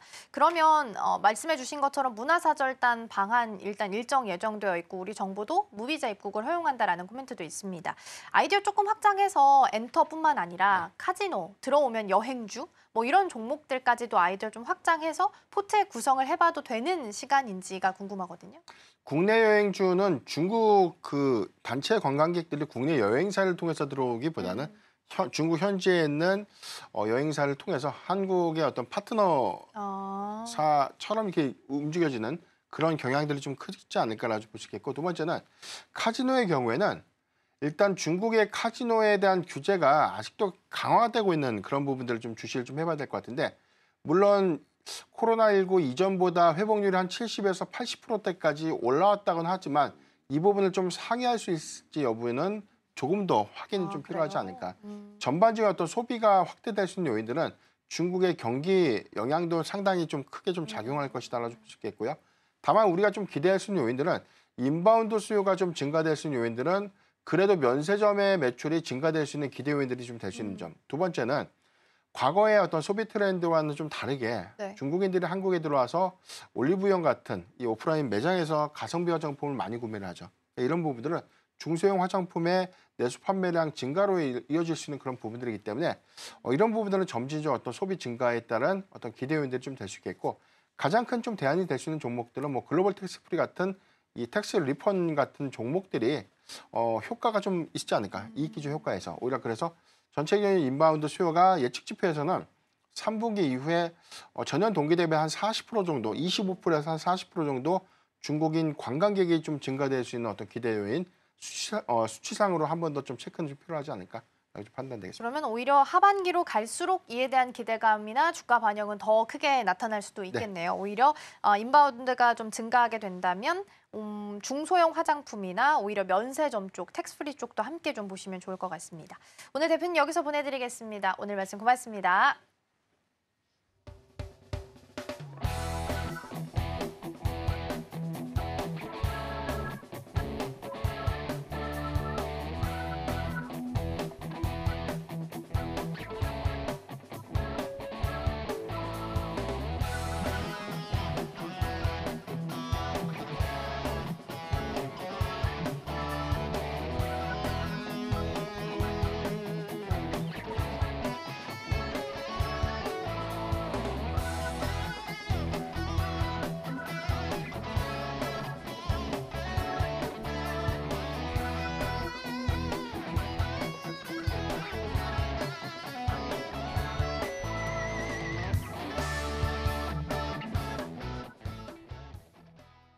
네, 오늘 양시장 1% 넘는 하락세 보이고 있습니다. 외국인 투자자 현물, 선물 모두 매도 포지션 찍혀 있는 상황인데요. 다만 오늘은 배당락일이어서 대형주 위주로 좀 빠지다 보니까 지수도 같이 눌리는 현상이 나타나고 있습니다. 오후장 들어서 이 낙폭을 축소해 나갈 수 있을지가 가장 관건이 될 수 있을 것 같습니다. 함께 체크해 보시면 좋겠습니다.